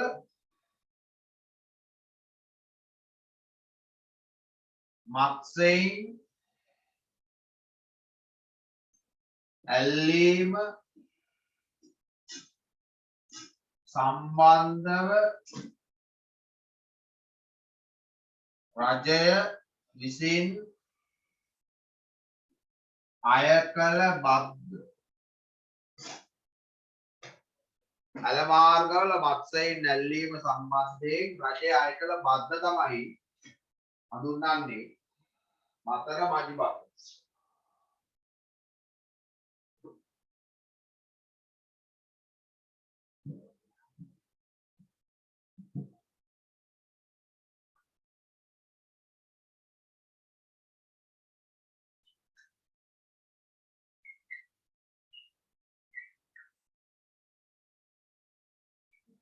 හරි. දැන් ඔය ටික ලියා ගන්නවා. වැව්වල ජලය පරිහරණය කරන්නන්ගේ අය කළ බද්ද තමයි දකපති. රජුට අයත් ඉඩම් වල වගා කිරීම සම්බන්ධයෙන් ගෙවන ලද බද්ද තමයි බොජකපති. ඇල මාර්ගවල මත්ස්‍යයින් ඇල්ලීම වෙනුවෙන් අය කළ බද්ද තමයි මතර මජිපත. හරි. ඒ ඔබට මේ වීඩියෝ එක බලන්න පුළුවන් කැමති අවස්ථාවකනේ. කියන්නේ දැන් ඔන්ලයින් යන්නේ. නමුත් මේක ඉවරුණාන් පස්සේ ඔබට මේ බලන්න පුළුවන්. නැවත වතාවක් ඕඩතරම් වෙලා බලන්න පුළුවන්. ඉතින් ඊට අමතරව මේකට සම්බන්ධව වීඩියෝ ක්ලිප් කීපයක් දාලා තියෙනවා. ඒකෝට ඒකත් එක්ක ඔබට පැය දෙකකට වඩා වැඩි කාලයක් තමයි මේ පන්තිය දාලා තියෙන්නේ මම. ඉතින් මේ වීඩියෝ ක්ලිප්ස් බලන්න බැලුවාම එතකොට ඔබට ලොකු අවබෝධයක් ලබා ගන්න පුළුවන් කාර්මික විප්ලවය අපි මුලින්ම කරපු පාඩමට අදාළ වීඩියෝ කිහිපයක් මම දාලා තියෙන්නේ. එහෙනම් අපි ලබන සතියේ සඳුදා සුපුරුදු වෙලාවට හමු වෙමු. නේ? ඔබට අද දිනේ අපි සමුදෙනවා. ඊළඟ සතියේ අපි සුපුරුදු විදියට Zoom class එකෙන් හමු වෙන්න බලාපොරොත්තු වෙනවා.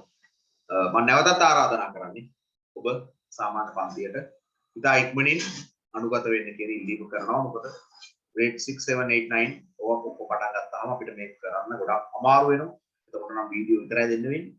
ඒ නිසා ඉතා ඉක්මනින් සාමාන්‍ය පන්තිවලට සම්බන්ධ වෙන්න කියලා ඉල්ලීම කරනවා. එහෙනම් ඔබ සියලු දෙනාට සුබ දවසක්. ලබන සතියේ නැවතත් සවස් 7ට හමු වෙමු. අයබෝවන්. carry on.